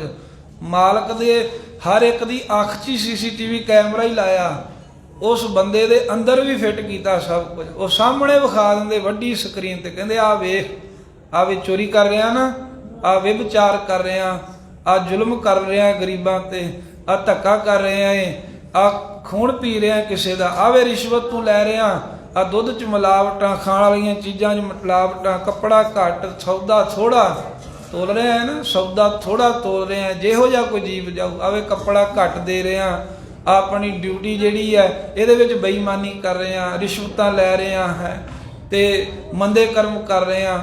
ਇਸ ਪ੍ਰਕਾਰ ਦੇ ਨਾਲ ਸਾਰਾ ਕੁਝ ਹੀ ਕਹਿੰਦੇ ਸਾਹਮਣੇ ਵਿਖਾ ਦੇਣਾ। ਫਿਰ ਬਸ ਨੀਵੀਂ ਪਵੇਗੀ, ਫਿਰ ਜਵਾਬ ਨਹੀਂ ਕੋਈ ਆਵੇਗਾ, ਉੱਤਰ ਨਹੀਂ ਕੋਈ ਆਊਗਾ। ਜੀ ਮੈਂ ਤਾਂ ਸਾਰੀ ਜ਼ਿੰਦਗੀ ਅਜਾਈ ਗਵਾ ਦਿੱਤੀ ਮਾੜੇ ਕਰਮਾਂ ਦੇ ਵਿੱਚ। ਕਹੋ ਨਾਨਕ ਦੂਜੈ ਪਹਿਰੈ ਪ੍ਰਾਣੀ। ਧੰਨ ਗੁਰੂ ਨਾਨਕ ਦੇਵ ਮਹਾਰਾਜ ਪੰਜਵੇਂ ਸਰੂਪ ਕਹਿੰਦੇ ਹੈ ਪ੍ਰਾਣਾ ਧਾਰੀ ਜੀਵ, ਜਦੋਂ ਤੇਰੀ ਜ਼ਿੰਦਗੀ ਰੂਪੀ ਰਾਤ ਦਾ ਦੂਜਾ ਪਹਿਰ ਆਇਆ, ਜਦੋਂ ਦੂਜੇ ਹਿੱਸੇ ਵਿੱਚ ਤੂੰ ਪ੍ਰਵੇਸ਼ ਕੀਤਾ, ਭਾਵ ਜਵਾਨੀ ਆਈ ਤੇਰੇ ਤੇ। ਭਰ ਜੋਬਨ ਲਹਿਰੀ ਦੇ। ਜਵਾਨੀ ਕਹਿੰਦੇ ਜਦੋਂ ਭਰ ਜਾਂਦੀ ਹੈ ਨਾ ਜਵਾਨੀ ਦਾ ਜੋਸ਼, ਫਿਰ ਲਹਿਰੀ ਦੇ ਕਹਿੰਦੇ ਹੁਲਾਰੇ ਆਉਂਦੇ ਨੇ, ਫਿਰ ਲਹਿਰਾਂ ਉੱਠਦੀਆਂ ਨੇ, ਤਰੰਗਾਂ ਉੱਠਦੀਆਂ, ਜਿਵੇਂ ਸਮੁੰਦਰ ਦਾ ਪਾਣੀ ਛੱਲਾਂ ਮਾਰਦਾ ਮਾੜੇ ਕਰਮ ਕਰਨ ਵਾਸਤੇ, ਕਹਿੰਦੇ ਐਵੇਂ ਤੂੰ ਛਾਲਾਂ ਮਾਰਦਾ ਹੈ। ਤੇ ਜਦੋਂ ਤੇ ਕਰਨੀ ਹੋਵੇ ਚੰਗਿਆਈ, ਚੰਗਿਆਈ ਆਲਖ ਕਰੇ, ਬੁਰਿਆਈ ਹੋਏ ਸ਼ੇਰ। ਜਦੋਂ ਤੇ ਕਰਨਾ ਹੋਵੇ ਚੰਗਾ ਕਰਮ, ਉਦੋਂ ਤਾਂ ਦਲਿੱਦਰ ਪੈ ਜਾਂਦਾ, ਤੈਨੂੰ ਕੁੱਲ ਜਹਾਨ ਦੀਆਂ ਬਿਮਾਰੀਆਂ ਢਾ ਲੈਂਦੀਆਂ ਵੀ ਮੈਂ ਤਾਂ ਠੀਕ ਹੀ ਨਹੀਂ ਆ। ਤੇ ਜਦੋਂ ਕਰਨੀ ਹੋਵੇ ਬੁਰਿਆਈ, ਭਾਵੇਂ ਮੰਜੇ ਦੇ ਬਿਮਾਰ ਕਿਉਂ ਨਾ ਪਿਆ ਹੋਵੇ, ਸ਼ੇਰ ਬਣ ਕੇ ਛਾਲ ਮਾਰ ਕੇ ਉੱਠਦਾ। ਸੁਣ ਲੈ ਨਾ ਫਲਾਣੇ ਥਾਂ ਕਹਿੰਦੇ ਉੱਥੇ ਲੜਾਈ ਝਗੜਾ, ਉਹਨੇ ਤੈਨੂੰ ਏਦਾਂ ਕਹਿਤਾ, ਕਹਿੰਦਾ ਏਦਾਂ ਕਹਿ ਕੇ ਜਾਣ ਵਾਲਾ ਹੁੰਦਾ ਕੌਣ ਹੈ, ਮੈਨੂੰ ਜਾਣਦਾ ਨਹੀਂ। ਛਾਲ ਮਾਰ ਕੇ ਕਹਿੰਦੇ ਮਾੜਾ ਕਰਨ ਵਾਸਤੇ ਤਿਆਰ ਹੋ ਜਾਣਾ। ਭਾਵ ਮੰਦੇ ਕਰਮ ਕਰਨੇ ਹੋਣ ਤਾਂ ਫਿਰ ਤੂੰ ਬੱਬਰ ਸ਼ੇਰ ਹੈ, ਤੇ ਕਰਨੀ ਹੋਵੇ ਬੰਦਗੀ ਫਿਰ ਕਹਿੰਦਾ ਮੇਰੀ ਨੀਂਦ ਹੀ ਪੂਰੀ ਨਹੀਂ ਹੁੰਦੀ, ਫਿਰ ਤਾਂ ਸਾਡੇ ਕੰਮ ਹੀ ਨਹੀਂ ਮੁੱਕਦੇ ਜੀ, ਅਸੀਂ ਕਿੱਥੇ ਕਰ ਸਕਦੇ ਹਾਂ ਸੇਵਾ, ਗੁਰੂ ਘਰ ਜਾਣ ਦਾ ਸਮਾਂ ਕਿੱਥੇ ਹੈ। ਜੇ ਗੁਰੂ ਘਰ ਆ ਹੀ ਗਏ ਆ, ਕਹਿੰਦੇ ਵੀ ਬਾਣੀ ਪੜ੍ਹ ਲਿਆ ਕਰੋ ਨਿਤਨੇਮ, ਕਹਿੰਦੇ ਕਿੱਥੇ ਹੁੰਦਾ ਜੀ, ਸਾਡੇ ਕੰਮਾਂ ਤੋਂ ਹੀ ਵੇਲ ਨਹੀਂ ਹੈ। ਉਦੋਂ ਦਲਿੱਦਰ ਪੈ ਜਾਂਦਾ। ਤੇ ਮਾੜੇ ਕਰਮ ਕਰਨ ਲਈ ਬਿਮਾਰ ਹੋਇਆ ਵੀ, ਅੱਧਾ ਵੱਢਿਆ ਵੀ ਹੋਵੇ ਤੇ ਸ਼ੇਰ ਬਣ ਕੇ ਬਹਿੰਦਾ ਹੈ। ਇਸ ਕਰਕੇ ਗਰੀਬ ਨਵਾਜ਼ ਸਾਹਿਬ ਕਹਿੰਦੇ ਵੀ ਇਹ ਜਵਾਨੀ ਆਈ ਤੇਰੇ, ਤੈਨੂੰ ਸੰਭਾਲ ਲੈ ਪਿਆਰਿਆ। ਇਹ ਜਵਾਨੀ ਦੀ ਅਵਸਥਾ ਜਿਹੜੀ ਹੈ ਇਹਨੂੰ ਚੰਗੇ ਪਾਸੇ ਲਾ ਲਾ, ਚੰਗੇ ਪਾਸੇ ਕੋ ਬੰਦਗੀ ਦਾ ਕੋਈ ਕਰਮ ਕਰਾ ਲਾ, ਧਰਮ ਦੀ ਕਿਰਤ ਕਰਿਆ ਕਰ, ਵਿਕਾਰਾਂ ਤੋਂ ਬਚ। ਜੋ ਕਿਸੇ ਪ੍ਰਕਾਰ ਨਾਲ ਪਰਾਏ ਘਰਾਂ ਵੱਲ ਤੱਕਦਾ ਹੈ ਨਾ, ਇਹ ਕਰਮ ਛੱਡ ਦੇ। ਜਿਹੜਾ ਇਹ ਕਰਮ ਕਰਨਾ ਸੀ, ਵੇਖ ਪਰਾਈਆਂ ਚੰਗੀਆਂ ਮਾਵਾਂ ਭੈਣਾਂ ਧੀਆਂ ਜਾਣੇ, ਜਾਂ ਏਕਾ ਨਾਰੀ ਜਤੀ ਹੋਏ ਪਰ ਨਾਰੀ ਤੀ ਭੈਣ ਵਿਖਾਣਾ, ਇਹੋ ਜਿਹੇ ਕਰਮਾਂ ਨੂੰ ਚੇਤੇ ਕਰ। ਐਵੇਂ ਦੂਸਰਿਆਂ ਦੇ ਬਾਰੇ ਭਾਵੇਂ ਕੋਈ ਔਰਤ ਹੈ ਭਾਵੇਂ ਮਰਦ ਹੈ, ਉਹਨਾਂ ਦੋਵਾਂ ਨੂੰ ਸਾਂਝਾ ਉਪਦੇਸ਼ ਹੈ ਵੀ ਕਿਸੇ ਦੇ ਲਈ ਮਾੜੀ ਭਾਵਨਾ ਦੇ ਨਾਲ ਉਹਦੇ ਵੱਲ ਵੇਖਣਾ ਸੋਚਣਾ ਨਹੀਂ ਹੈ। ਭਾਵਨਾ ਮਾੜੀ ਕਿਸੇ ਵੀ ਤਰ੍ਹਾਂ ਦੀ ਹੋ ਸਕਦੀ ਹੈ, ਉਹ ਬੇਵਿਚਾਰ ਤੋਂ ਲੈ ਕੇ ਕਿਸੇ ਦਾ ਨੁਕਸਾਨ ਕਰਨ ਤੀਕਰ ਇਹ ਮਾੜੀ ਭਾਵਨਾ ਤੋਂ ਬਚ। ਲਹਿਰਾਂ ਉਛਾਲੇ ਮਾਰ ਰਹੀਆਂ ਨੇ, ਇਹਨਾਂ ਤੋਂ ਗੁਰੂ ਨਾਨਕ ਸਾਹਿਬ ਵੀ ਤੈਨੂੰ ਕੱਢ ਸਕਦੇ ਹਨ ਵਿਕਾਰਾਂ ਤੋਂ ਭਾਈ। ਤੀਜੈ ਪਹਿਰ ਰਹਿਣ ਕੈ ਵਣਜਾਰਿਆ ਮਿੱਤਰਾ। ਧੰਨ ਗੁਰੂ ਅਰਜਨ ਦੇਵ ਮਹਾਰਾਜ ਕਹਿੰਦੇ, ਹੇ ਵਣਜਾਰੇ ਮਿੱਤਰ ਜੀਵ, ਜਦੋਂ ਤੇਰੀ ਉਮਰ ਰੂਪੀ ਰਾਤ ਦਾ ਤੀਸਰਾ ਪਹਿਰ ਤੀਸਰਾ ਹਿੱਸਾ ਆਇਆ, ਭਾਵ ਜਵਾਨੀ ਤੋਂ ਮਗਰ ਵਾਲੀ ਤੇ ਬੜੇਪੇ ਤੋਂ ਪਹਿਲਾਂ ਵਾਲੀ ਅਵਸਥਾ ਜਿਹਨੂੰ ਕਹਿੰਦੇ ਵੀ ਅੱਧ ਖੜ ਜੀ ਅਵਸਥਾ ਜਦੋਂ ਆ ਗਈ, ਪ੍ਰੋਢਿਆ ਅਵਸਥਾ ਜਦੋਂ ਆਈ ਤੇਰੇ ਸਰੀਰ ਤੇ, ਵੇਖ ਸੰਚੈ ਅੰਧ ਅਗਿਆਨ। ਤੇ ਇਸ ਉਮਰ ਦੇ ਵਿੱਚ ਵੀ ਮਹਾਰਾਜ ਕਹਿੰਦੇ ਵੀ ਤੂੰ ਰੱਬ ਦਾ ਨਾਮ ਨਾ ਚੇਤਾ ਕੀਤਾ। ਕੀ ਕਰਦਾ ਰਿਹਾ? ਕਹਿੰਦੇ ਵੇਖ ਜ਼ਹਿਰ ਨੂੰ ਸੰਚੈ ਇਕੱਤਰ ਕਰਦਾ ਰਿਹਾ, ਅੰਧ ਅਗਿਆਨ, ਅਗਿਆਨਤਾ ਦੇ ਹਨੇਰੇ ਕਰਕੇ ਅੱਖਾਂ ਦੇ ਹੁੰਦਿਆਂ ਵੀ ਅੰਨੇ ਹੋਏ ਅਗਿਆਨੀ ਜੀਵ, ਤੈਨੂੰ ਸਮਝ ਹੀ ਨਹੀਂ। ਕਹਿੰਦੇ ਵੀ ਤੂੰ ਜ਼ਹਿਰ ਹੀ ਇਕੱਠੀ ਕਰਦਾ ਰਿਹਾ, ਜਿਹੜੀਆਂ ਠੱਗੀਆਂ ਨਾਲ ਮਾਇਆ ਇਕੱਠੀ ਕਰਨੀ ਹੈ, ਜਿਹੜਾ ਪਰਾਇਆ ਹੱਕ ਖਾ ਕੇ ਇਕੱਠੀ ਕਰਨੀ ਹੈ, ਜ਼ਹਿਰ ਰੂਪੀ ਮਾਇਆ ਹੀ ਕਹਿੰਦੇ ਸੰਚੇ ਇਕੱਤਰ ਕਰਦਾ ਰਿਹਾ। ਬਿਖ ਸ਼ਰਾਬਾਂ ਪੀਂਦਾ ਰਿਹਾ, ਬਿਖ ਵਿਸ਼ੇ ਭੋਗਦਾ ਰਿਹਾ, ਬਿਖ ਜ਼ਹਿਰ ਨੂੰ ਕਹਿੰਦੇ ਨੇ, ਜ਼ਹਿਰ ਵਰਗੇ ਕਰਮ ਕਰਨ ਨੂੰ ਮਹਾਰਾਜ ਸਾਹਿਬ ਜੀ ਨੇ ਇੱਥੇ ਇਕੱਤਰ ਕਰਨਾ ਕਿਹਾ। ਲੜਾਈਆਂ ਲੈਂਦਾ ਰਿਹਾ, ਝਗੜੇ ਕਰਦਾ ਰਿਹਾ, ਠੱਗੀਆਂ ਠੋਰੀਆਂ ਕਰਦਾ ਰਿਹਾ, ਮਾਇਆ ਹੀ ਕਹਿੰਦੇ ਇਕੱਤਰ ਕਰਨ ਵਿੱਚ ਇਹ ਅੰਧੇ ਅਗਿਆਨੀ ਜੀਵ ਤੂੰ ਲੱਗਾ ਰਿਹਾ ਅੱਧ ਖੜ ਉਮਰ ਦੇ ਵਿੱਚ।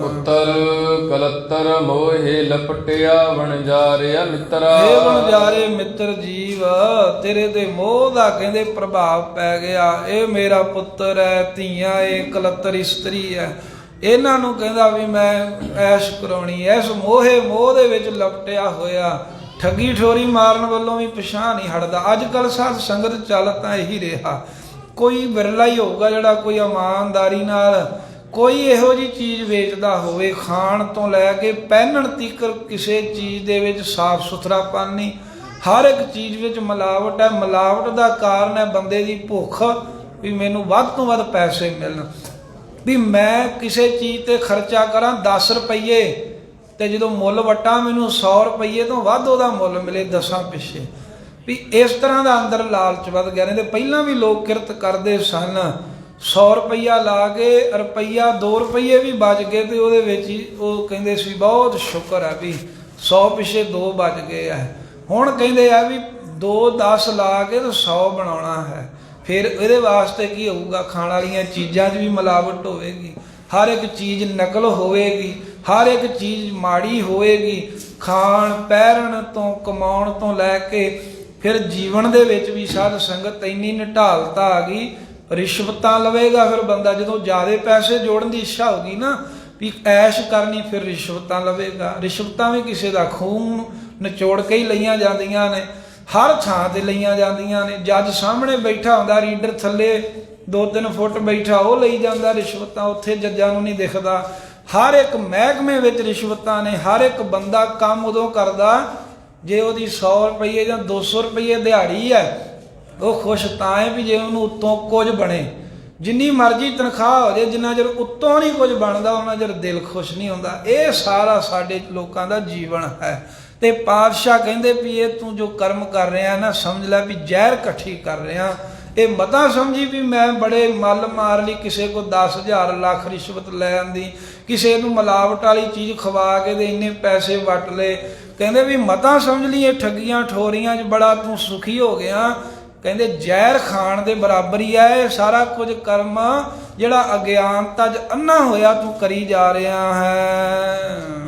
ਪੁੱਤਰ ਕਲੱਤਰ ਮੋਹੇ ਲਪਟਿਆ ਵਣਜਾਰਿਆ ਮਿੱਤਰਾ। ਆਏ ਪੁੱਤਰ ਕਲੱਤਰ, ਧੀਆਂ ਪੁੱਤਰ ਪਰਿਵਾਰ ਦੇ ਮੋਹ ਵਿੱਚ ਕਹਿੰਦੇ ਤੈਨੂੰ ਸਭ ਕੁਝ ਭੁੱਲ ਗਿਆ। ਉਹ ਵੀ ਕਹਿੰਦੇ ਲਈ ਆ, ਜਿਵੇਂ ਮਰਜ਼ੀ ਲਈ ਆ, ਬਸ ਸਾਨੂੰ ਚਾਹੀਦਾ ਹੀ ਹੈ, ਜਿੰਨਾ ਖੁੱਲਾ ਆਵੇ ਓਨਾ ਹੀ ਡਾਉਣਾ ਹੀ ਹੈ। ਕੋਈ ਕਹਿੰਦੇ ਵੀ ਧੀਆਂ ਪੁੱਤਰ ਉਹ ਵਿਰਲੇ ਹੀ ਕਿਸੇ ਨੂੰ ਰੱਬ ਨੇ ਦਿੱਤੇ ਹੋਣਗੇ ਜਿਹੜੇ ਕਹਿਣ ਵੀ ਅਸੀਂ ਤਾਂ ਧਰਮ ਦੀ ਕਿਰਤ ਹੀ ਖਾਵਾਂਗੇ। ਠੱਗੀ ਠੋਰੀ ਸਭ ਚੱਲਦੀ, ਕਹਿੰਦੇ ਉਹ ਫਲਾਨਾ ਵੀ ਕਰਦਾ, ਉਹ ਵੀ ਕਰਦਾ, ਉਹ ਵੀ ਕਰਦਾ, ਸਾਨੂੰ ਕੀ ਹੋ ਗਿਆ? ਉਹਨੇ ਵੀ ਕੋਠੀ ਪਾ ਲਈ, ਉਹਨੇ ਵੀ ਕਾਰ ਲੈ ਲਈ, ਉਹਨੇ ਵਿਦੇਸ਼ ਚਲਾ ਗਿਆ, ਸਾਨੂੰ ਕੀ ਹੈ ਜੇ ਅਸੀਂ ਵੀ ਇਦਾਂ ਕਰ ਲਾਂਗੇ।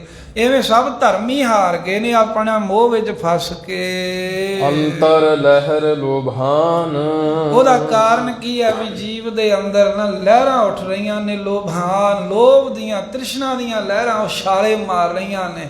ਤੇ ਜਿਵੇਂ ਲਹਿਰ 'ਚ ਫਸਿਆ ਬੰਦਾ ਲੈ ਜਾਂਦੀ ਹੈ ਖਿੱਚ ਕੇ ਲਹਿਰ, ਇਸੇ ਤਰ੍ਹਾਂ ਕਹਿੰਦੇ ਲਹਿਰਾਂ ਨੇ ਨੱਪ ਲਿਆ ਇਹਨੂੰ ਵੀ ਕੁਝ ਨਹੀਂ ਹੁੰਦਾ। ਕਹਿੰਦੇ ਖਿੱਚੀ ਜਾ ਕੰਮ ਸਭ ਚੰਗ, ਡੱਡੀ ਮੱਛੀ ਹਜਮ ਹੈ, ਜੋ ਮਰਜ਼ੀ ਕਰੀ ਜਾ, ਮਾਇਆ ਹੋਣੀ ਚਾਹੀਦੀ ਹੈ, ਪੈਸਾ ਹੋਣਾ ਚਾਹੀਦਾ ਏ, ਬਸ ਇਸੇ ਪਾਸੇ ਜੀਵ ਲੱਗਾ ਹੋਇਆ ਏ। ਅੰਤਰ ਲਹਿਰ ਲੋਭਾਨ ਪ੍ਰਾਨੀ, ਅੰਦਰ ਮਹਾਰਾਜ ਕਹਿੰਦੇ ਆ ਪ੍ਰਾਣੀ ਜਦੋਂ ਤੇਰੇ ਤੇ ਤੀਜਾ ਹਿੱਸਾ ਆਇਆ ਨਾ ਜ਼ਿੰਦਗੀ ਦਾ, ਉਦੋਂ ਵੀ ਨਹੀਂ ਸਮਝਿਆ ਵੀ ਤੇਰਾ ਬਾਲਪਣ ਲੰਘ ਗਿਆ, ਜਵਾਨੀ ਲੰਘ ਗਈ, ਹੋਣੀ ਮੈਂ ਕੁਝ ਕਰ ਲਾਂ, ਸਿਮਰਨ ਭਜਨ ਕੋਈ ਚੰਗਾ ਕਰਮ, ਉਦੋਂ ਵੀ ਕਹਿੰਦੇ ਤੇਰੇ ਅੰਦਰ ਲੋਭ ਤ੍ਰਿਸ਼ਨਾ ਪਦਾਰਥਾਂ ਨੂੰ ਇਕੱਠੇ ਕਰਦੀਆਂ ਲਹਿਰਾਂ ਉਛਾਲੇ ਮਾਰਦੀਆਂ ਹਨ। ਸੋ ਪ੍ਰਭ ਚਿੱਤ ਨਾ ਆਵੇ, ਪਰ ਉਹ ਪ੍ਰਭੂ ਜਿਨੇ ਤੈਨੂੰ ਪੈਦਾ ਕੀਤਾ ਸੀ ਮਾਇਆ ਦੇ ਚੇਤੇ ਹੈ, ਹੋਰ ਹਰ ਇੱਕ ਚੀਜ਼ ਦਾ ਚੇਤਾ ਰਹਿੰਦਾ ਇਹਨੂੰ, ਪਰ ਪਰਮੇਸ਼ਰ ਦਾ ਚੇਤਾ ਹੀ ਨਹੀਂ ਰਹਿੰਦਾ। ਉਹੀ ਨਹੀਂ ਮਹਾਰਾਜ ਕਹਿੰਦੇ ਤੈਨੂੰ ਯਾਦ, ਉਸ ਮਾਲਕ ਦਾ ਸਿਮਰਨ ਤੂੰ ਕਦੀ ਨਹੀਂ ਕਰਦਾ, ਪ੍ਰਭੂ ਪਰਮੇਸ਼ਰ ਨੂੰ ਕਦੀ ਵੀ ਚੇਤੇ ਨਹੀਂ ਕਰਦਾ ਦਿਲ ਦੀਆਂ ਗਹਿਰਾਈਆਂ ਦੇ ਨਾਲ। ਸਾਧ ਸੰਗਤ ਸਿਓ ਸੰਗ ਨ ਕੀਆ, ਫਿਰ ਜਿੱਥੇ ਸਾਧੂਆਂ ਦੀ ਗੁਰਮੁਖਾਂ ਦੀ ਮਹਾਰਾਜ ਸਾਹਿਬ ਜੀ ਦੀ ਸੰਗਤ ਹੋਵੇ, ਕਹਿੰਦੇ ਵੀ ਉਹਨਾਂ ਦੇ ਨਾਲ ਤੂੰ ਸੰਗ ਦਾ ਹੀ ਰਿਹਾ, ਸੰਗਤ ਕੀਤੀ ਨਾ, ਸੰਗ ਹੀ ਰੱਖੀ ਵੀ ਮੈਂ ਉੱਥੇ ਜਾਊਂਗਾ, ਮੈਨੂੰ ਮਾੜੇ ਕਰਮ ਕਰਨ ਤੋਂ ਰੋਕਣਗੇ, ਆਖਣਗੇ ਕੇਸ ਰੱਖ, ਅੰਮ੍ਰਿਤ ਛਕ, ਨਸ਼ੇ ਨਾ ਕਰਿਆ ਕਰ। ਕਹਿੰਦੇ ਵੀ ਸੰਗਤ ਵਾਲਿਆਂ ਨੇ ਇਹੀ ਕੁਝ ਕਹਿਣਾ ਉੱਥੇ, ਇਹ ਗੱਲੋਂ ਸੰਗ ਦਾ ਹੀ ਰਿਹਾ ਵੀ ਮੈਂ ਤਾਂ ਇਹ ਕੰਮ ਕਰਨੇ ਆ। ਇਸ ਕਰਕੇ ਸਾਧ ਸੰਗਤ ਨਾਲ ਹੀ ਮਿਲਾਪ ਨਹੀਂ ਕੀਤਾ ਕਦੀ ਵੀ, ਸਾਧ ਗੁਰੂ ਸਾਹਿਬ ਦੀ ਸੰਗਤ ਦੇ ਵਿੱਚ ਆ ਕੇ ਕਹਿੰਦੇ ਸੰਗ ਨਹੀਂ ਕੀਤਾ ਕਦੀ, ਮਿਲਾਪ ਹੀ ਨਹੀਂ ਕੀਤਾ, ਸੰਗਤ ਨਾਲ ਮਿਲ ਕੇ ਬੈਠਦਾ ਹੀ ਨਹੀਂ ਹੈ, ਗੁਰਮੁਖਾਂ ਦੀ ਗੱਲ ਸੁਣਦਾ ਮੰਨਦਾ ਹੀ ਨਹੀਂ ਹੈ। ਕਹਿੰਦਾ ਵੀ ਇਹਨਾਂ ਨੇ ਕੁਝ ਨਾ ਕੁਝ ਕਹਿਣਾ ਹੀ ਹੁੰਦਾ ਹੈ। ਸੋ ਇਸ ਪ੍ਰਕਾਰ ਦੇ ਨਾਲ ਸਾਹਿਬ ਕਹਿੰਦੇ ਸੰਗਤ ਨਾਲ ਵੀ ਦਿਲੋਂ ਮਿਲਾਪ ਨਹੀਂ ਕਰਦਾ, ਸਭ ਕੁਝ ਵਿਖਾਵੇ ਲਈ ਕਰ ਰਿਹਾ ਏ। ਬਹੁ ਜੋਨੀ ਦੁਖ ਪਾਵੇ, ਤੇ ਨਾਲ ਸਤਿਗੁਰੂ ਦੱਸੀ ਜਾ ਰਹੇ ਵੀ ਇਹਦੇ ਨਾਲ ਸਮਝੀ ਨਾ ਵੀ ਕਦੇ ਮੈਂ ਬੜੀਆਂ ਮੱਲਾਂ ਮਾਰ ਰਿਹਾ, ਬਹੁਤ ਜੂਨਾਂ ਦਾ ਦੁੱਖ ਪਾਵੇਂਗਾ। ਜਮਾਂ ਦਾ ਜਿਹੜਾ ਡੰਡਾ ਤੇਰੇ ਸਿਰੋਂ ਉਤਰਨਾ ਹੀ ਨਹੀਂ ਹੈ, ਜੰਮਣ ਮਰਨ ਦਾ ਗੇੜ ਤੇਰਾ ਮੁੱਕਣਾ ਹੀ ਨਹੀਂ ਹੈ। ਭਲਿਆ ਹਾਲਾਂ ਵੀ ਸੰਭਲ ਜਾ, ਜੇ ਸਾਹ ਚੱਲਦੇ ਹੀ ਉਪਦੇਸ਼ ਤੇਰੇ ਵਾਸਤੇ ਹੀ ਹੈ। ਜਿਹਦੇ ਸਾਹ ਚੱਲਦੇ ਨੇ, ਜਿਹਦੇ ਕੰਨ ਸੁਣ ਰਹੇ ਨੇ, ਉਹਨਾਂ ਸਾਰਿਆਂ ਲਈ ਮਹਾਰਾਜ ਕਹਿੰਦੇ ਵੀ ਸੰਭਲ ਜੋ, ਹਾਲੇ ਵੀ ਪਰਮੇਸ਼ਰ ਅਕਾਲ ਪੁਰਖ ਦਾ ਡਰ ਰੱਖੋ, ਕੋਈ ਭੈ ਵਿੱਚ ਰਹੋ, ਕਿਰਤ ਧਰਮ ਦੀ ਕਰੋ, ਨਾਮ ਸੇਵਾ ਸਿਮਰਨ ਕਰੋ ਨਾਲ ਨਾਲ। ਸਿਰਜਣਹਾਰ ਵਿਸਾਰਿਆ ਸੁਆਮੀ, ਹਾਂ ਜਿਹਨੇ ਸਿਰਜਣਹਾਰ ਸਿਰਜਿਆ ਸੀ, ਵੇਖ ਕੀ ਤੇਰਾ ਵਜੂਦ ਹੈ, ਇੱਕ ਗੰਦੀ ਬੂੰਦ ਤੋਂ ਤੇਰਾ ਕਿੱਡਾ ਸੋਹਣਾ ਸਰੀਰ ਬਣਾ ਕੇ ਸਿਰਜਤਾ, ਅੰਗ ਪ੍ਰਤੰਗ ਬਣਾ ਤੇ। ਇਹ ਜਿਸ ਪਰਮੇਸ਼ਰ ਅਕਾਲ ਪੁਰਖ ਨੇ ਤੈਨੂੰ ਸਿਰਜਿਆ ਹੈ, ਉਹ ਸਿਰਜਣਹਾਰ ਪਰਮੇਸ਼ਰ ਸੁਆਮੀ ਨੂੰ ਤੂੰ ਵਿਸਾਰ ਹੀ ਦਿੱਤਾ। ਕਹਿੰਦੇ ਉਹਨੂੰ ਤੂੰ ਭੁਲਾ ਹੀ ਛੱਡਿਆ, ਉਹਦਾ ਚੇਤਾ ਹੀ ਨਹੀਂ ਤੈਨੂੰ ਹੁਣ। ਇੱਕ ਨਿਮਖ ਨਾ ਲੱਗੋ ਧਿਆਨ, ਅੱਖ ਬੰਦ ਕਰਕੇ ਖੋਲਣ ਜਿੰਨਾ ਸਮਾਂ ਵੀ ਕਹਿੰਦੇ ਤੇਰਾ ਧਿਆਨ ਨਹੀਂ ਉਹਦੇ ਵਿੱਚ ਲੱਗਦਾ, ਭਾਵੇਂ ਬੈਠਾ ਵੀ ਹੋਵੇ ਖਿਆਲ ਹੋਰ ਪਾਸੇ ਹੁੰਦੇ ਆ, ਜਾ ਕਰਨਾ ਉਹ ਕਰਨਾ, ਧਿਆਨ ਬਿਲਕੁਲ ਨਹੀਂ ਲੱਗਦਾ। ਕਹਿੰਦੇ ਇੱਕ ਨਿਮਖ ਮਾਤਰ ਵੀ, ਜਦੋਂ ਕੋਈ ਸਾਡੇ ਭਲੇ ਦੀ ਗੱਲ ਹੋਵੇ, ਸਾਡੇ ਐਬ ਛਡਾਉਣ ਵਾਲੀ ਗੱਲ ਹੋਵੇ, ਬੰਦਾ ਸੁਣਦਾ ਏ ਤੇ ਢੀਠਾਂ ਦੇ ਸਾਣ ਸੁਣ ਕੇ ਅਣਸੁਣੀ ਜੀ ਕਰ ਦਿੰਦਾ ਵੀ ਆਹ ਕੰਮ ਤਾਂ ਮੈਂ ਕਰਦਾ ਹੀ ਹੈ, ਪਰ ਮਹਾਰਾਜ ਦਾ ਬਚਨ ਵੀ ਸੁਣ ਲਿਆ ਤੇ ਸੁਣ ਕੇ ਬਸ ਅਣਸੁਣਿਆ ਜਿਹਾ ਵੀ ਕਰ ਦਿੱਤਾ। ਇਹ ਹੋਇਆ ਵੀ ਧਿਆਨ ਨਹੀਂ ਤੇਰਾ ਲੱਗਾ। ਮਹਾਰਾਜ ਕਹਿੰਦੇ ਇੱਕ ਅੱਖ ਝਮਕਣ ਜਿੰਨਾ ਸਮਾਂ, ਨਿਮਖ ਮਾਤਰ, ਥੋੜੇ ਤੋਂ ਥੋੜਾ ਸਮਾਂ ਵੀ ਪਿਆਰਿਆ ਤੇਰਾ ਪਰਮੇਸ਼ਰ 'ਚ ਧਿਆਨ ਹੀ ਨਹੀਂ ਲੱਗਦਾ। ਤੇਰੀ ਸੁਰਤੀ ਸਦਾ ਹੀ ਸੂਈ ਤੇਰੀ ਇੱਕੇ ਪਾਸੇ ਟਿਕੀ ਹੋਈ ਹੈ ਮਾਇਆ ਵੱਲ, ਤੇਰੀ ਸੁਰਤ ਕਦੀ ਵੀ ਇਸ ਪਾਸੇ ਟਿਕੀ ਨਹੀਂ ਹੈ ਵੀ ਸਿਮਰਨ ਕਰ ਲਾਂ ਮੈਂ। ਕਹੋ ਨਾਨਕ ਪ੍ਰਾਣੀ ਤੀਜੈ ਪਹਿਰੈ, ਆ ਕਹਿੰਦੇ ਨੇ ਗੁਰੂ ਨਾਨਕ ਦੇਵ ਮਹਾਰਾਜ ਪੰਜਵੇਂ ਸਰੂਪ ਅੰਦਰ ਵੀ ਇਹ ਪ੍ਰਾਣੀ ਜਦੋਂ ਤੇਰੀ ਉਮਰ ਰੂਪੀ ਜ਼ਿੰਦਗੀ ਰੂਪੀ ਰਾਤ ਦਾ ਤੀਸਰਾ ਹਿੱਸਾ ਤੀਜਾ ਪਹਿਰ ਆਇਆ, ਅਧ ਖੜ ਉਮਰ ਆਈ ਤੇਰੀ। ਦੇਖ ਸੰਚੇ ਅੰਧ ਅਗਿਆਨ, ਆ ਬਸ ਮੋਹ ਵਿੱਚ ਅੰਨੇ ਹੋਏ, ਅਗਿਆਨ ਦੇ ਹਨੇਰੇ ਕਰਕੇ ਅੱਖਾਂ ਦੇ ਹੁੰਦਿਆਂ ਵੀ ਅੰਨੇ ਹੋਏ, ਮਨ ਤੇ ਬੁੱਧ ਰੂਪੀ ਅੱਖਾਂ ਦੇ ਵਿੱਚ ਚੰਗੇ ਵਿਚਾਰ ਰੂਪੀ ਨਿਗਾਹ ਨਹੀਂ ਹੈ ਤੇਰੇ, ਤੇ ਇਸ ਕਰਕੇ ਤੂੰ ਅੰਨਾ ਹੈ। ਅਗਿਆਨਤਾ ਦਾ ਹਨੇਰਾ, ਤੈਨੂੰ ਗਿਆਨ ਹੀ ਨਹੀਂ ਵੀ ਮੈਂ ਕਰ ਕੀ ਰਿਹਾ, ਇਸ ਕਰਕੇ ਅਗਿਆਨੀ ਹੈ। ਬਸ ਜ਼ਹਿਰ ਹੀ ਇਕੱਠੀ ਕਰ ਰਹੇ ਆ। ਜ਼ਹਿਰ ਖਾਇਆ ਕਦੀ ਕਿਸੇ ਬੰਦੇ ਨੂੰ ਜੀਵਨ ਮਿਲਿਆ? ਜ਼ਹਿਰ ਖਾ ਕੇ ਤਾਂ ਮਰਦਾ ਹੈ। ਇਸੇ ਤਰ੍ਹਾਂ ਕਦੀ ਤੈਨੂੰ ਆਨੰਦ ਨਹੀਂ ਮਿਲੇਗਾ ਜਿੰਨਾ ਚਿਰ ਠੱਗੀਆਂ ਠੌਰੀਆਂ 'ਚ ਲੱਗਾ ਰਿਹਾ ਮਾਇਆ ਇਕੱਠੀ ਕਰਨ ਲਈ। ਚੌਥਾ ਪਹਿਰੇ ਰਹਿਣ ਕੈ ਵਣਜਾਰਿਆ ਮਿੱਤਰਾ। ਧੰਨ ਗੁਰੂ ਅਰਜਨ ਦੇਵ ਸਾਹਿਬ ਕਹਿੰਦੇ ਆ ਵਣਜਾਰੇ ਮਿੱਤਰ ਜੀਵ, ਸ਼ੁਭ ਸ਼ੁਭ ਕਰਮ ਕਰਦਾ ਹੈ ਤਾਂ ਤੂੰ ਵਣਜਾਰਾ ਹੈ। ਪਰਮੇਸ਼ਰ ਦੀ ਜੋਤ ਤੇਰੇ ਅੰਦਰ ਹੈ ਤਾਂ ਤੂੰ ਸਾਡਾ ਮਿੱਤਰ ਹੀ ਹੈ। ਤੇਰੇ ਭਲੇ ਦੀ ਗੱਲ ਕਹਿੰਦੇ ਆ ਵੀ ਜਦੋਂ ਜ਼ਿੰਦਗੀ ਦਾ ਚੌਥਾ ਹਿੱਸਾ ਅਖੀਰਲਾ ਪਹਿਰ ਆ ਗਿਆ, ਮੌਤ ਆਉਣ ਤੋਂ ਪਹਿਲਾਂ ਦਾ ਸਮਾਂ ਆ ਗਿਆ, ਦਿਨ ਨੇੜੇ ਆਇਆ ਸੋਏ। ਸੋਏ ਉਹ ਦਿਨ ਜਿਹੜਾ ਸਾਰਿਆਂ ਦੇ ਪਿੱਛੇ ਆ ਗਿਆ, ਕਈਆਂ ਦੇ ਆਇਆ ਕਈਆਂ ਦੇ ਆ ਰਿਹਾ। ਕਹਿੰਦੇ ਤੇਰਾ ਵੀ ਉਹ ਦਿਨ ਨੇੜੇ ਹੀ ਆ ਰਿਹਾ। ਬਸ ਹਾਂ, ਬਸ ਧਿਆਨ ਰੱਖ, ਤੂੰ ਕਦੇ ਚੇਤਾ ਨਾ ਭੁਲਾ ਦਵੀਂ। ਮੌਤ ਕਿਸੇ ਵੀ ਸਮੇਂ ਆ ਸਕਦੀ ਹੈ, ਉਹਦੇ ਲਈ ਕੋਈ ਉਮਰ ਤਾਂ ਸਾਧ ਸੰਗਤ ਕੋਈ ਜ਼ਰੂਰੀ ਨਹੀਂ। ਪਰ ਸਤਿਗੁਰੂ ਨੇ ਸਮਝਾਉਣ ਲਈ ਇਹ 4 ਹਿੱਸੇ ਕੀਤੇ ਨੇ ਤੇ ਕਹਿੰਦੇ ਵੀ ਹੁਣ ਤੂੰ ਜਦੋਂ ਚੌਥੇ ਹਿੱਸੇ 'ਚ ਆ ਗਿਆ, ਬਿਰਧ ਅਵਸਥਾ ਆ ਗਈ ਤੇਰੇ ਤੇ, ਤਾਂ ਮੌਤ ਦਾ ਉਹ ਦੇਣਾ ਜਿਹੜਾ ਪਿੱਛੇ ਕਈਆਂ ਤੇ ਆ ਗਿਆ, ਅਰਬਾਂ ਖਰਬਾਂ ਲੋਕਾਂ ਤੇ ਆ ਚੁੱਕਾ, ਉਹ ਸਮਾਂ ਉਹ ਤੇਰੇ ਤੇ ਵੀ ਨੇੜੇ ਕਹਿੰਦੇ ਆ ਰਿਹਾ ਏ। ਉਹ ਸਮਾਂ ਤੇਰੇ ਵੀ ਬਿਲਕੁਲ ਨਜ਼ਦੀਕ ਪਹੁੰਚ ਰਿਹਾ ਹੈ। ਜਿਉਂ-ਜਿਉਂ ਦਿਨ ਲੰਘ ਰਹੇ ਨੇ ਮੌਤ ਵਾਲਾ ਦਿਨ ਨਜ਼ਦੀਕ ਆ ਰਿਹਾ। ਭਾਵ ਕਿ ਮਰਨਾ ਦ੍ਰਿੜ ਕਰਾਉਂਦੇ ਨੇ ਵੀ ਸੰਸਾਰ ਵਿੱਚ ਖੁਬੇ ਹੋਏ ਕਿਤੇ ਮੌਤ ਨੂੰ ਨਾ ਭੁਲਾ ਦਿਓ। ਜਿਹਨੂੰ ਮੌਤ ਚੇਤੇ ਰਹੇ ਫਿਰ ਉਹ ਕਿਸੇ ਨਾਲ ਧੱਕਾ ਨਹੀਂ ਕਰਦਾ। ਮੌਤ ਤਾਂ ਚੇਤੇ ਕਰਾਉਂਦੇ ਆ ਮਹਾਰਾਜ ਨੇ। ਤੇ ਕਈ ਆਖੂ ਵੀ ਲੈ ਮਹਾਰਾਜ ਤਾਂ ਮੌਤ ਦੀਆਂ ਗੱਲਾਂ, ਕਿਉਂਕਿ ਲੋਕ ਮੌਤ ਦਾ ਨਾਂ ਸੁਣ ਕੇ ਅਸੀਂ ਡਰਦੇ ਆ ਨਾ। ਕਿਸੇ ਨੂੰ ਉਹੀ ਕਹਿ ਦੋ, ਕਹਿੰਦੇ ਤੂੰ ਮਰ ਜਾ, ਕਹਿੰਦਾ ਤੂੰ ਮਰੇ ਮੈਂ ਕਿਉਂ ਮਰਾਂ, ਕਿਉਂਕਿ ਮੌਤ ਦਾ ਨਾਂ ਮਾੜਾ ਹੈ। ਪਰ ਅਸਲੀਅਤ ਤਾਂ ਸੱਚਾਈ ਤਾਂ ਇਹੀ ਹੈ ਵੀ ਇਹ ਸਾਰਿਆਂ ਨੂੰ ਆਉਂਦੀ ਹੈ। ਤੇ ਸਤਿਗੁਰੂ ਕਹਿੰਦੇ ਜੇ ਚੇਤਾ ਰੱਖੇਗਾ ਤਾਂ ਫਿਰ ਧੱਕਾ ਨਹੀਂ ਕਰੇਗਾ। ਵੀ ਕਾਹਦੇ ਲਈ ਕਿਸੇ ਨਾਲ ਐਵੇਂ ਧੱਕੇ ਕਰਨੇ ਐ, ਮਾੜੇ ਕਰਮ ਕਾਹਦੇ ਲਈ ਕਰਨੇ ਐ।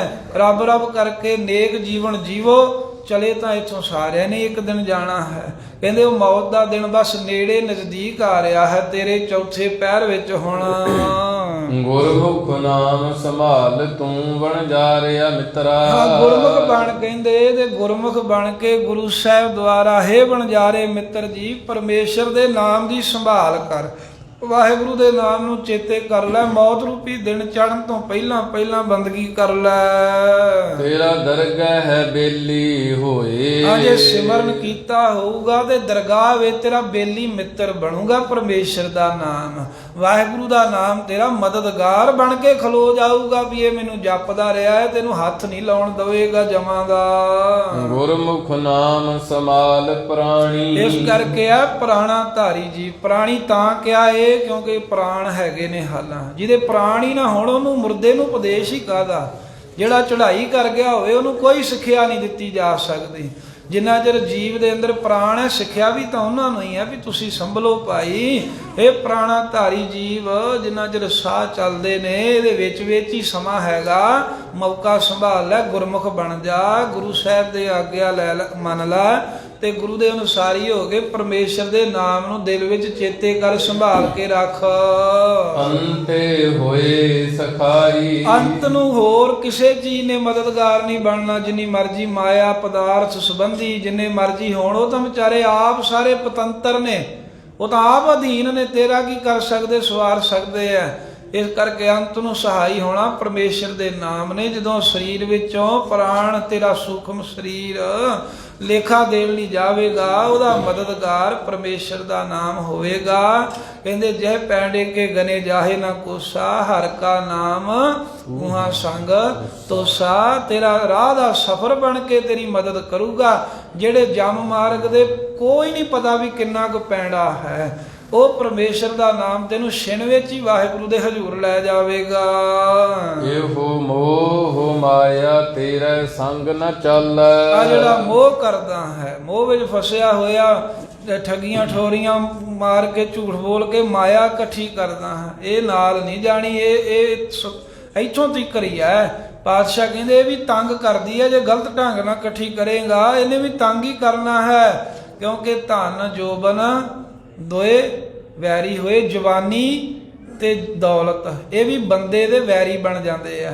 ਜਵਾਨੀ ਦਾ ਜੋਸ਼ ਹੀ ਇਹਦਾ ਦੁਸ਼ਮਣ ਬਣ ਜਾਂਦਾ ਹੈ। ਮਾਇਆ ਇਕੱਠੀ ਹੋਈ ਬਹੁਤੀ ਇਹ ਵੀ ਵੈਰੀ ਬਣ ਜਾਂਦੀ, ਲੜਾਈਆਂ ਪੈ ਜਾਂਦੀਆਂ, ਝਗੜੇ ਪੈ ਜਾਂਦੇ, ਮੱਲਾਂ ਵੰਡਾਂ ਕਈ ਕੁਝ ਚੱਲਦਾ ਹੈ। ਇਹੀ ਕੁਝ ਹੈ ਸੰਸਾਰ ਦੇ ਵਿੱਚ। ਬਾਬਾ ਫਰੀਦ ਜੀ ਕਹਿੰਦੇ ਘਰ ਘਰ ਇਹ ਅੱਗ, ਇਹੀ ਅੱਗ ਬਲ ਰਹੀ ਹੈ ਘਰ ਘਰ ਦੇ ਵਿੱਚ। ਕੋਈ ਬਹੁਤ ਹੀ ਗੁਰਮੁਖ ਹੋਣਗੇ ਤਾਂ ਬਚੇ ਹੋਣਗੇ, ਪਰ ਗੁਰਮੁਖ ਇੱਕ ਹੋਊਗਾ, ਸਾਰਾ ਟੱਬਰ ਤਾਂ ਨਹੀਂ ਗੁਰਮੁਖ ਹੁੰਦਾ। ਜੇ ਪੰਜਵੇਂ ਪਾਤਸ਼ਾਹ ਜੋ ਪ੍ਰਿਥੀ ਚੰਦ ਕਹਿੰਦਾ ਸੀ ਉਹਨੂੰ ਦਈ ਜਾਂਦੇ ਸੀ, ਪਰ ਉਹ ਈਰਖਾ ਕਰਨ ਉਹਦਾ ਫੇਰ ਵੀ ਨਹੀਂ ਸੀ ਹਟਦਾ। ਮਹਾਰਾਜ ਸਾਹਿਬ ਜੀ ਨੇ ਜੋ ਵੀ ਪ੍ਰਿਥੀ ਚੰਦ ਨੇ ਕਹਿਣਾ, ਮਾਇਆ ਮੋਇਆ ਕਹਿੰਦੇ ਜੋ ਮੰਗਦਾ ਇਹਨੂੰ ਲਈ ਜਾਣ ਦਿਓ। ਢੀਰਮਲ ਆਇਆ ਹੀ ਸੀ ਨਾ, ਗੋਲੀਆਂ ਚਲਾਈਆਂ ਗੁਰੂ ਤੇਗ ਬਹਾਦਰ ਸਾਹਿਬ ਤੇ, ਲੈ ਗਿਆ ਲੁੱਟ ਕੇ, ਲੈ ਆਇਆ ਬਾਬਾ ਮੱਖਣ ਸ਼ਾਹ ਵਾਪਸ। ਮਹਾਰਾਜ ਕਹਿੰਦੇ ਨਹੀਂ ਜਾਣ ਦਿਓ ਉਹਨੂੰ, ਇਹ ਸਾਨੂੰ ਲੋੜ ਹੀ ਨਹੀਂ ਇਸ ਚੀਜ਼ ਦੀ, ਜਿੱਥੇ ਜਾਊਗੀ ਇਹਨੇ ਕਲੇ ਹੀ ਪਾਉਣੀ ਆ। ਇਹ ਕਲੇ ਦਾ ਕਾਰਨ ਬਣਦੀ, ਸਭ ਨੂੰ ਇਹ ਸੱਚਾਈ ਦਾ ਪਤਾ ਹੈ। ਇਹ ਗੁਰਮੁਖ ਤਾਂ ਇੱਕ ਬਣ ਜਾਊਗਾ ਟੱਬਰ ਵਿੱਚੋਂ ਵੀ, ਸਾਰੇ ਤਾਂ ਗੁਰਮੁਖ ਨਹੀਂ ਬਣ ਲੱਗੇ। ਉਹ ਕਹਿਣਗੇ ਸਾਨੂੰ ਬਸ ਚਾਹੀਦਾ ਹਿੱਸਾ ਹੀ ਤਾਂ ਇਹਨਾਂ ਲੈਣਾ ਹੀ ਹੈ। ਲੜਾਈਆਂ ਝਗੜੇ ਡਾਂਗ ਸੋਟੇ ਕੇਸ ਕਚਹਿਰੀਆਂ ਇਹ ਚੱਲਦੇ ਹੀ ਹਨ, ਸਦੀਆਂ ਤੋਂ ਚੱਲਦੇ ਆ ਰਹੇ ਨੇ, ਵੱਧਦੇ ਹੀ ਜਾ ਰਹੇ ਨੇ, ਘਟ ਨਹੀਂ ਰਹੇ। ਜਿਉਂ-ਜਿਉਂ ਬੰਦਾ ਕਹਿੰਦੇ ਦੁਨੀਆ ਵਾਲੇ ਪਾਸੇ ਸਿਆਣਾ ਹੋ ਰਿਹਾ, ਪੜ੍ਹਾਈਆਂ ਲਿਖਾਈਆਂ ਕਰ ਰਿਹਾ, ਉਵੇਂ ਹੀ ਚਤਰਾਈਆਂ ਹੋਰ ਆ ਗਈਆਂ, ਕਿਵੇਂ ਕਿਸੇ ਨੂੰ ਲੁੱਟਣਾ ਠੱਗਣਾ। ਇਹ ਮਾਇਆ ਦਾ ਜਿਹੜਾ ਮੋਹ ਹੈ ਇਹ ਜੀਵ ਦੇ ਤਾਈਂ ਦੁਖੀ ਕਰਦਾ। ਇਹੋ ਮੋਹ ਮਾਇਆ ਤੇਰਾ ਸੰਗ ਨਾ ਚਾਲੈ, ਤੇਰੇ ਨਾਲ ਨਹੀਂ ਮਹਾਰਾਜ ਕਹਿੰਦੇ ਜਾਣਾ। ਇਹ ਜੋ ਮਾਇਆ ਦਾ ਮੋਹ ਦੇ ਸਰੀਰਾਂ ਦਾ ਮੋਹ ਕਰਦਾ, ਇਹ ਲੜਾਈਆਂ ਝਗੜਿਆਂ ਦਾ ਹੀ ਕਾਰਨ ਬਣਨਾ, ਇਹਨੇ ਅੱਗੇ ਜਮਾਂ ਦੀ ਮਾਰ ਦਾ ਕਾਰਨ ਬਣੂਗੀ। ਝੂਠੀ ਪ੍ਰੀਤ ਲਗਾਈ, ਤੂੰ ਝੂਠੇ ਹੀ ਮਾਇਆ ਪਦਾਰਥਾਂ ਸਰੀਰਾਂ 'ਚ ਝੂਠੀ ਹੀ ਪ੍ਰੀਤੀ ਲਾ ਕੇ ਬੈਠਾ, ਐਵੇਂ ਝੂਠੇ ਪ੍ਰੇਮ ਵਿੱਚ ਪਿਆ ਹੋਇਆ ਹੈ। ਸਗਲੀ ਰੈਣ ਗੁਦਰੀ ਅੰਧਿਆਰੀ, ਸਾਰੀ ਰਾਤ ਤੇਰੀ ਹਨੇਰੇ 'ਚ ਹੀ ਲੰਘ ਗਈ, ਭਾਵ ਸਾਰੀ ਜ਼ਿੰਦਗੀ ਤੇਰੀ ਅਗਿਆਨਤਾ ਬੇਸਮਝੀ ਦੇ ਵਿੱਚ ਹੀ ਲੰਘ ਗਈ। ਅਵਿਦਿਆ ਰੂਪੀ ਨੀਂਦ ਵਿੱਚ ਘੂਕ ਸੁੱਤਾ ਹੀ ਰਿਹਾ, ਤੈਨੂੰ ਪਤਾ ਹੀ ਨਹੀਂ ਲੱਗਾ ਰਾਤ ਲੰਘੀ ਤੇ ਮੌਤ ਦਾ ਦਿਨ ਕਦੋਂ ਚੜ ਆਇਆ। ਸੇਵ ਸਤਿਗੁਰ ਚਾਨਣ ਹੋਏ, ਹੁਣੇ ਵੀ ਸਤਿਗੁਰਾਂ ਦੀ ਕਹਿੰਦੇ ਸੇਵਾ ਕਰ ਲਾ, ਚਾਨਣ ਹੋ ਜੇ। ਜਿਵੇਂ ਹਨੇਰੇ 'ਚ ਬੰਦਾ ਠੇਡੇ ਖਾਂਦਾ, ਚਾਨਣ ਹੋਵੇ ਤਾਂ ਸਭ ਪਤਾ ਹੁੰਦਾ ਨਾ ਕਿੱਥੋਂ ਦੀ ਲੰਘਣਾ। ਐਵੇਂ ਕਹਿੰਦੇ ਤੇਰੀ ਉਮਰ ਰੂਪੀ ਰਾਤ, ਤੇਰੀ ਜ਼ਿੰਦਗੀ ਰੂਪੀ ਰਾਤ ਹਨੇਰੇ 'ਚ ਭਾਵ ਕੇ ਅਗਿਆਨਤਾ ਅਵਿਦਿਆ 'ਚ ਵਕਾਰਾਂ ਦੀਆਂ ਠੋਕਰਾਂ ਖਾਂਦਿਆਂ ਲੰਘ ਰਹੀ ਹੈ। ਚਾਨਣ ਕਿਵੇਂ ਹੋਵੇ? ਕਹਿੰਦੇ ਸਤਿਗੁਰਾਂ ਦੀ ਸੇਵਾ ਕਰ, ਕਿਉਂਕਿ ਜੇ 100 ਚੰਦਾ ਉਗਵੈ ਸੂਰਜ ਚੜੇ 1000, ਤੇ ਚਾਨਣ ਹੁੰਦਿਆਂ ਗੁਰ ਬਿਨ ਘੋਰ ਅੰਧਾਰ। ਗੁਰੂ ਤੋਂ ਬਗੈਰ ਹਨੇਰਾ ਨਹੀਂ ਉਹ ਤੇਰੇ ਅੰਦਰ ਦਾ ਦੂਰ ਹੋਣਾ। ਉਹ ਸਤਿਗੁਰੂ ਦੀ ਸੇਵਾ ਕਰੇਗਾ, ਚਾਨਣ ਹੋਏ, ਚਾਨਣ ਹੋ ਜਾਊਗਾ, ਰੋਸ਼ਨੀ ਹੋ ਜਾਊ, ਤੈਨੂੰ ਸਭ ਕੁਝ ਦਿਖਾਵੇਗਾ। ਮੈਂ ਕੀਤਾ ਕੀ ਤੇ ਹੁਣ ਮੈਂ ਕੀ ਕਰ ਰਿਹਾ ਸਭ ਪਤਾ ਲੱਗ ਜਾਊਗਾ। ਅਗਿਆਨਤਾ ਦਾ ਹਨੇਰਾ ਚੱਕਿਆ ਜਾਵੇਗਾ, ਪਰਦੇ ਮਹਾਰਾਜ ਭਰਮ ਦੇ ਖੋਲ ਦੇਣਗੇ, ਸਭ ਕੁਝ ਸਾਹਮਣੇ ਸਾਖ ਆ। ਤੇਰੇ ਹੱਥ ਦੀ ਤਲੀ ਤੇ ਔਲੇ ਰੱਖੇ ਦੀ ਨਹੀਂ ਆਈ, ਤੈਨੂੰ ਸਮਝ ਪੈ ਜਾਏਗੀ ਤੇ ਫਿਰ ਤੂੰ ਆਪਣੇ ਆਪ ਜੀਵਨ ਨੂੰ ਸਵਾਰ ਲਵੇਂਗਾ। ਜਦੋਂ ਚਾਨਣ ਹੋਵੇ ਤੇ ਮੰਜ਼ਲਾਂ ਵੱਲ ਆਪੇ ਹੀ ਬੰਦਾ ਵੱਧਦਾ ਹੈ ਨਾ। ਰਾਹ 'ਚ ਚਾਨਣ ਹੋਵੇ ਤਾਂ ਹਨੇਰੇ 'ਚ ਹੀ ਠੋਕਰਾਂ ਖਾਣੀਆਂ ਪੈਂਦੀਆਂ ਹਨ। ਕਹੋ ਨਾਨਕ ਪ੍ਰਾਣੀ ਚੌਥਾ ਪਹਿਰੈ, ਸ਼ਬਦ ਦੀ ਸਮਾਪਤੀ ਕਰਦੇ ਆਂ, ਪਹਿਰੇ ਗੁਰਬਾਣੀ ਦੀ ਸਮਾਪਤੀ ਕਰਦੇ ਆਂ। ਗੁਰੂ ਅਰਜਨ ਦੇਵ ਪਹਿਰੇ, 4 ਪਹਿਰੇ ਜਿਹੜੇ 4 ਬੰਦ ਨੇ, ਉਹ 4 ਹਿੱਸਿਆਂ ਨੂੰ ਸਮਾਪਤ ਕਰਦੇ ਆ। ਗੁਰੂ ਅਰਜਨ ਦੇਵ ਸਾਹਿਬ ਕਹਿੰਦੇ ਪ੍ਰਾਣਾ ਧਾਰੀ ਜੀਵ ਦਿਨ ਨੇੜੇ ਆਇਆ ਸੋਏ। ਉਹ ਮੌਤ ਦਾ ਜਿਹੜਾ ਦਿਨ ਹੈ ਨਾ ਉਹ ਤੇਰੇ ਬਿਲਕੁਲ ਕਹਿੰਦੇ ਵੀ ਨੇੜੇ ਆ ਗਿਆ ਹੈ। ਏਦਾਂ ਇਹ 4 ਪਹਿਰ ਦੇ 4 ਪਦੇ ਕਹਿ ਕੇ ਖੁੱਲਾ ਉਪਦੇਸ਼ ਦਿੰਦੇ ਹਨ। ਲਿਖਿਆ ਆਇਆ ਗੋਬਿੰਦ ਕਾ ਵਣਜਾਰਿਆ ਮਿੱਤਰਾ। ਇਹ ਵਣਜਾਰੇ ਮਿੱਤਰ ਜੀਵ, ਪਰਮੇਸ਼ਰ ਅਕਾਲ ਪੁਰਖ ਵਾਹਿਗੁਰੂ ਦਾ ਜਦੋਂ ਲਿਖਿਆ ਹੋਇਆ ਗੋਬਿੰਦ ਪਰਮੇਸ਼ਰ ਦਾ ਪਰਵਾਨਾ ਆ ਗਿਆ। ਉੱਠ ਚੱਲੇ ਕਮਾਣਾ ਸਾਥ, ਤੇ ਕਹਿੰਦੇ ਉੱਠ ਕੇ ਫਿਰ ਚਲੇ ਜਾਣਾ ਪਊਗਾ। ਜਿਨ੍ਹਾਂ ਜਮਾਂ ਨੇ ਕਮਾਣਾ, ਕਮਾਣ ਧਨਖ ਆਦਿਕ ਸ਼ਸਤਰ ਧਾਰੀ ਨੇ, ਜਿਹੜੇ ਸ਼ਸਤਰ ਫੜੇ ਹੋਏ ਨੇ ਜਿਨ੍ਹਾਂ ਨੇ, ਉਹਨਾਂ ਤੀਰ ਆਦਿਕ ਧਾਰਨ ਵਾਲਿਆਂ, ਕਮਾਨ ਆਦਿਕ ਧਾਰਨ ਵਾਲਿਆਂ ਦੇ ਨਾਲ ਉੱਠ ਕੇ ਜਾਣਾ ਪਊ। ਜਦੋਂ ਵਾਹਿਗੁਰੂ ਦੀ ਲਿਖਤ ਆ ਗਈ, ਜਦੋਂ ਉਹਨਾਂ ਨੂੰ ਮਨਜ਼ੂਰੀ ਮਿਲ ਗਈ ਨਾ, ਫੇਰ ਨਹੀਂ ਉਹ ਕਿਸੇ ਦਾ ਲਿਹਾਜ਼ ਕਰਦੇ। ਮਾਲਕ ਦੀ ਮਨਜ਼ੂਰੀ ਮਿਲ ਗਈ ਵੀ ਇਹਦੇ ਸਾਹ ਪੂਰੇ ਹੋਏ, ਚੁੱਕ ਲਿਆਓ ਇਹਨੂੰ ਹੁਣ, ਕਹਿੰਦੇ ਫੇਰ ਉਹ ਲੈ ਜਾਂਦੇ ਹਨ। ਜਾਂ ਕਮਾਣਾ ਕੀ ਹੈ? ਜੋ ਜੀਵਨ 'ਚ ਕਮਾਇਆ ਨਾ, ਜੋ ਚੰਗਾ ਕਮਾਇਆ, ਜੋ ਮੰਦਾ ਕਮਾਇਆ, ਜਿਹੋ ਜਿਹਾ ਵੀ ਤੂੰ ਕਰਮ ਕਮਾਇਆ ਹੈ, ਉਹ ਕਰਮਾਂ ਨੇ ਕਹਿੰਦੇ ਉੱਠ ਕੇ ਨਾਲ ਹੀ ਗਵਾਹੀ ਦੇਣ ਵਾਸਤੇ ਤੇਰੇ ਚੱਲ ਪੈਣਾ ਹੈ। ਜਦੋਂ ਪਰਮੇਸ਼ਰ ਦਾ ਪਰਵਾਨਾ ਆ ਗਿਆ ਪਰਲੋਕ ਨੂੰ। ਇੱਕ ਰਤੀ ਬਿਲਮਨਾ ਦੇਵਨੀ ਵਣਜਾਰਿਆ ਮਿੱਤਰਾ। ਫਿਰ ਪਾਤਸ਼ਾਹ ਕਹਿੰਦੇ ਆ ਵਣਜਾਰੇ ਮਿੱਤਰ ਜੀਵ, ਇੱਕ ਰੱਤੀ ਭਰ ਦਾ ਸਮਾਂ ਵੀ ਉਹ ਦੇਰ ਨਹੀਂ ਲੱਗਣ ਦਿੰਦੇ। ਜੇ ਕੋਈ ਆਖੇ ਨਾ ਹੁਣ ਮੈਨੂੰ ਨਾਮ ਜਪ ਲੈਣ ਦਿਓ, ਮੈਨੂੰ ਆ ਦੱਸ ਲੈਣ ਦਿਓ, ਆ ਫਲਾਨੀ ਵਸਤ ਟੱਬਰ ਨੂੰ ਵੀ ਇੱਥੇ ਆ ਪਿਆ, ਇੱਥੇ ਉਹ ਪਿਆ, ਇਹਦੇ ਕੋ ਆ ਲੈਣਾ, ਇਹਦਾ ਆ ਦੇਣਾ। ਕਹਿੰਦੇ ਰੱਤੀ ਜਿੰਨਾ ਬਿਲਕੁਲ ਹੀ ਕਹਿੰਦੇ ਦੇਰ ਲੱਗਣ ਹੀ ਨਹੀਂ ਦਿੰਦੇ। ਉਹ ਇਸ ਤਰ੍ਹਾਂ ਆਉਂਦੇ ਹਨ। ਓਨੀ ਤਕੜੇ ਪਾਏ ਹੱਥ, ਉਹ ਤਗੜੇ ਹੱਥ ਪਾਏ ਨੇ ਉਹਨਾਂ ਨੇ। ਜਿਵੇਂ ਆਮ ਹੀ ਕਹਿ ਦਿੰਦੇ ਨਾ ਵੀ ਫਲਾਨਾ ਕੰਮ ਕਰਨਾ ਤੇ ਤਗੜੇ ਹੱਥੀ ਕਰਿਓ, ਐਵੇਂ ਕੰਮ ਖਰਾਬ ਨਾ ਹੋਵੇ। ਮਹਾਰਾਜ ਕਹਿੰਦੇ ਵੀ ਜਿਹੜੀ ਤੈਨੂੰ ਕੋਈ ਬਿਮਾਰੀ ਚੰਬੜ ਜਾਂਦੀ ਹੈ, ਕੋਈ ਅਚਾਨਕ ਬਹਾਨਾ ਬਣ ਜਾਂਦਾ, ਇਹ ਤਗੜੇ ਹੱਥ ਪਾਏ ਨੇ ਜਮਾਂ ਨੇ। ਤੇ ਕਹਿੰਦੇ ਰੱਤੀ ਭਰ ਵੀ ਫਿਰ ਉਹ ਬਿਲਮ ਇਹ ਦੇਰ ਨਹੀਂ ਲੱਗਣ ਦਿੰਦੇ, ਤਗੜੇ ਹੱਥੀ ਆਉਂਦੇ ਹਨ। ਤੇ ਆਉਂਦੇ ਹੀ ਬੰਦੇ ਨੂੰ ਕਹਿੰਦੇ ਵੀ ਕੁਸਕਣ ਨਹੀਂ ਦਿੰਦੇ, ਭਾਵੇਂ ਆਖੇ ਵੀ ਹੋਣੀ ਮੈਂ ਵਾਹਿਗੁਰੂ ਕਹਿ ਲਵਾਂ, ਉਹ ਸਾਹ ਅਗਲਾ ਆਉਣ ਹੀ ਨਹੀਂ ਦਿੰਦੇ। ਤਗੜੇ ਹੱਥਾਂ ਨਾਲ ਪਾਵ ਕੇ ਬੜੀ ਛੇਤੀ ਨਾਲ ਝਪਟਾ ਮਾਰ ਕੇ ਲੈ ਜਾਂਦੇ ਨੇ ਬਾਜ ਦੇ ਵਾਂਗ।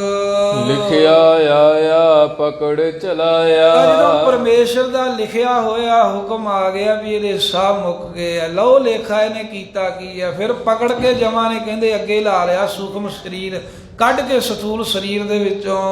ਮਨ ਮੁਖ ਸਦਾ ਦੁਹੇਲੇ, ਤੇ ਜਿਹੜੇ ਦੇ ਮਨ ਆਈਆਂ ਕਰਦੇ ਰਹੇ ਨਾ, ਮਨ ਮਰਜ਼ੀਆਂ ਕਰਦੇ ਰਹੇ, ਮਨ ਪਿੱਛੇ ਲੱਗੇ, ਕਦੇ ਗੁਰੂ ਸਾਹਿਬ ਦੇ ਮਗਰ ਲੱਗੇ ਹੀ ਨਹੀਂ, ਗੁਰੂ ਦਾ ਬਚਨ ਨਹੀਂ ਮੰਨਿਆ, ਉਹ ਮਨਮੁਖ ਸਦਾ ਦੁਹੇਲੇ, ਸਦਾ ਦੁਹੇਲੇ ਦੁਖੀ ਰਹਿੰਦੇ ਹਨ, ਸਦਾ ਫਿਰ ਦੁੱਖ ਝੱਲਦੇ ਹਨ। ਜਿਨੇ ਪੂਰਾ ਸਤਿਗੁਰ ਸੇਵਿਆ, ਪਰ ਜਿਨ੍ਹਾਂ ਨੇ ਪੂਰਨ ਸਤਿਗੁਰੂ ਨਾਨਕ ਦੇਵ ਸਾਹਿਬ ਜੀ ਦੀ ਸੇਵਾ ਕੀਤੀ, ਮਹਾਰਾਜ ਦੇ ਬਚਨਾਂ ਨੂੰ ਸੇਵਿਆ ਨਾਮ ਹੁੰਦਾ ਵੀ ਕਮਾਇਆ ਹੈ, ਚੇਤੇ ਕੀਤਾ। ਸਤ ਵਚਨ ਮਹਾਰਾਜ ਜਿਵੇਂ ਤੁਸੀਂ ਕਹਿੰਦੇ ਉਵੇਂ ਕਰਾਂਗਾ। ਜਿਹੜੇ ਸਿੱਖਾਂ ਨੇ ਦਾ ਗੁਰੂ ਦਾ ਬਚਨ ਸਤ ਕਰਕੇ ਮੰਨਿਆ, ਕਮਾਇਆ ਤੇ ਸੇਵਾ ਕੀਤੀ ਆ, ਸੇ ਦਰਗਾਹ ਹੈ ਸਦਾ ਸੁਹੇਲੇ। ਉਹ ਮਹਾਰਾਜ ਕਹਿੰਦੇ ਦਰਗਾਹ ਦੇ ਵਿੱਚ ਸਦਾ ਹੀ ਸੁਹੇਲੇ ਸੁਖ ਆਨੰਦ ਮਾਣਦੇ ਹਨ। ਕਰਮ ਧਰਤੀ ਸਰੀਰ ਜੁਗ ਅੰਤਰ, ਸੋ ਇਸ ਪ੍ਰਕਾਰ ਮਹਾਰਾਜ ਕਹਿੰਦੇ ਵੀ ਜੋ ਕਰਮ ਧਰਤੀ ਸਰੀਰ ਜੁਗ ਅੰਤਰ, ਵੀ ਇਹ ਜੋ ਧਰਤੀ ਸਰੀਰ ਜੁਗ ਅੰਤਰ ਕਰਮ, ਜੇ ਇਹ ਯੁੱਗ ਕੀ ਆ, ਕਲ ਯੁੱਗ, ਸਤਯੁਗ, ਦੁਆਪਰ, ਤ੍ਰੇਤਾ, ਕਲ ਯੁੱਗ, ਇਹਨਾਂ ਯੁੱਗਾਂ ਦੇ ਅੰਤਰ ਕਰਮ ਰੂਪੀ ਬੀਜ ਬੀਜਣ ਵਾਸਤੇ ਧਰਤੀ ਸਰੀਰ, ਜਿਹੜਾ ਸਰੀਰ ਮਿਲਿਆ ਹੈ ਮਾਨੋ ਧਰਤੀ ਹੈ। ਜਿਹੋ ਜਿਹਾ ਜਿਵੇਂ ਧਰਤੀ ਵਿੱਚ ਬੀਜ ਬੀਜੀਏ, ਫਸਲ ਬੀਜੀਏ, ਉਹੀ ਉਗਦੀ ਹੈ ਨਾ। ਐਵੇਂ ਮਹਾਰਾਜ ਕਹਿੰਦੇ ਇਸ ਸਮੇਂ ਦੇ ਵਿੱਚ ਪਿਆਰਿਆ ਜੋ ਤੈਨੂੰ ਸਮਾਂ ਜਨਮ ਮਿਲਿਆ, ਇਹ ਤੇਰਾ ਮਨੁੱਖਾ ਜਨਮ, ਇਹ ਤੇਰੀ ਦੇਹੀ ਮੰਨ ਲੈ ਵੀ ਇਹ ਜ਼ਮੀਨ ਹੈ, ਤੇਰੀ ਧਰਤੀ ਹੈ। ਜਿਹੜਾ ਤੂੰ ਕਰਮ ਕਰੇਗਾ ਚੰਗਾ, ਜਿਹੜਾ ਕਰੇਗਾ ਮੰਦਾ, ਇਹ ਨਾਲੋਂ ਨਾਲ ਇਹਦੇ ਵਿੱਚ ਬੀਜ ਬੀਜਿਆ ਜਾਵੇਗਾ ਤੇ ਫਿਰ ਇਹਦਾ ਫਲ ਜਿਹੜਾ ਤੈਨੂੰ ਵੱਢਣਾ ਹੀ ਪਵੇਗਾ। ਜੋ ਵੀ ਕਰਮਾਂ ਦਾ ਬੀਜ ਬੀਜੇਗਾ ਸਰੀਰ ਰੂਪੀ ਧਰਤੀ ਦੇ ਵਿੱਚ, ਉਹ ਫਲ ਵੀ ਤੈਨੂੰ ਖੁਦ ਨੂੰ ਹੀ ਭੋਗਣਾ ਪਵੇਗਾ। ਜੋ ਬੋਵੇ ਸੋ ਖਾਤ, ਜਿਹੜਾ ਵੀ ਇਸ ਸਮੇਂ ਦੇ ਅੰਦਰ ਤੂੰ ਬੋਵੇਂ ਬੀਜੇਗਾ ਚੰਗਾ ਮੰਦਾ ਕਰਮ, ਮਨੁੱਖਾ ਜਨਮ ਵਿੱਚ ਜੋ ਵੀ ਚੰਗਾ ਮੰਦਾ ਕਮਾਵੇਂਗਾ ਉਹ ਖਾਣਾ ਪਵੇਗਾ। ਇਹ ਗੱਲ ਪੱਕੀ ਐ। ਐਵੇਂ ਕਈ ਭੁੱਲ ਕੇ ਸਾਧ ਸੰਗਤ ਤੇ ਕਈ ਗੁਰੂ ਨੂੰ ਦਗਾ ਦੇ ਜਾਂਦੇ ਹਨ, ਕਈ ਵਿਕ ਜਾਂਦੇ ਨੇ, ਕਈ ਉਹ ਗਦਾਰੀਆਂ ਕਰਦੇ ਨੇ, ਕਈ ਧੋਖੇਬਾਜ਼ੀਆਂ ਕਰਦੇ ਹਨ। ਸੋ ਕਈ ਆਪਣੇ ਲੀਡਰਾਂ ਪ੍ਰਤੀ ਵਫਾਦਾਰ ਹੁੰਦੇ ਨੇ, ਗੁਰੂ ਪ੍ਰਤੀ ਵਫਾਦਾਰ ਨਹੀਂ, ਪਰ ਉਹਨਾਂ ਨੂੰ ਵੀ ਉੱਥੇ ਲੇਖਾ ਤਾਂ ਦੇਣਾ ਹੀ ਪਊਗਾ। ਜਿਹੜਾ ਤਾਂ ਗੁਰੂ ਪ੍ਰਤੀ ਵਫਾਦਾਰ ਹੈ, ਪਰਮੇਸ਼ਰ ਪ੍ਰਤੀ, ਉਹ ਤਾਂ ਹੋਊਗਾ ਨਿਹਾਲ, ਬਾਕੀ ਸਾਰਿਆਂ ਨੂੰ ਜਮਾਂ ਦੀ ਮਾਰ ਝੱਲਣੀ ਪਵੇਗੀ। ਜਿਹੜਾ ਬੀਜ ਬੀਜ ਦਿੱਤਾ ਮਨੁੱਖਾ ਜਨਮ ਵਿੱਚ, ਉਹ ਖਾਣਾ ਹੀ ਪਵੇਗਾ।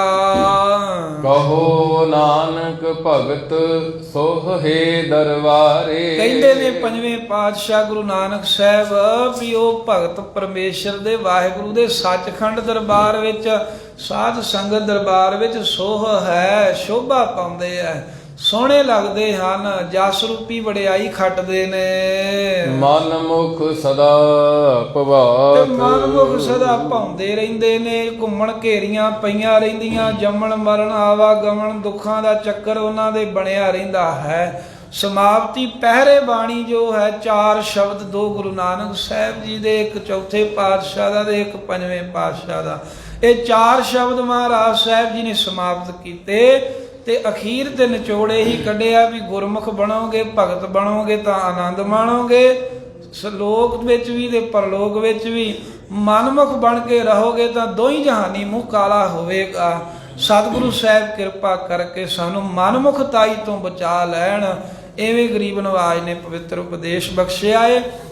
ਗੁਰਬਾਣੀ ਮਹਾਰਾਜ ਦੀ ਅਗਾਧ ਬੋਧ ਹੈ, ਜਿਸ ਅਵਸਥਾ ਵਿੱਚ ਜਿਸ ਲੈਵਲ ਤੋਂ ਸਤਿਗੁਰਾਂ ਨੇ ਇਹ ਸ਼ਬਦ ਕਹੇ ਨੇ, ਉਹ ਗੁਰਮੁਖ ਜਨ ਜਿਨ੍ਹਾਂ ਦੀ ਅਵਸਥਾ ਹੋਵੇ ਉਹੀ ਪੂਰਨ ਰੂਪ ਵਿੱਚ ਉਹ ਅਰਥ ਸਮਝ ਸਕਦੇ ਹੈ। ਜਿਵੇਂ ਗੁਰਾਂ ਨੇ ਕਹਾਇਆ, ਜਿਉਂ ਬੁਲਾਵੈ ਤਿਉਂ ਬੋਲੇ ਸੁਆਮੀ, ਕੁਦਰਤ ਕਵਣ ਹਮਾਰੀ, ਸਾਧ ਸੰਗ ਨਾਨਕ ਜਸ ਗਾਇਓ, ਜੋ ਪ੍ਰਭ ਕੀ ਅਤ ਪਿਆਰੀ। ਭੁੱਲਾਂ ਗਲਤੀਆਂ ਦੀ ਮੁਆਫੀ ਬਖਸ਼ਣੀ, ਸੰਗਤ ਵੀ ਤੇ ਗੁਰੂ ਸਾਹਿਬ ਸਦਾ ਹੀ ਬਖਸ਼ਿੰਦ, ਬਖਸ਼ਣਹਾਰ ਹੈ ਬਖਸ਼ ਲੈਣਾ। ਕਰਮ ਧਰਤੀ ਸਰੀਰ ਜੋਗ ਅੰਤਰ, ਜੋ ਬੋਵੈ ਸੋ ਖਾਤ। ਕਹੋ ਨਾਨਕ ਭਗਤ ਸੋਹੇ ਦਰਬਾਰੇ, ਮਨ ਮੁਖ ਸਦਾ ਭਵਾਤ।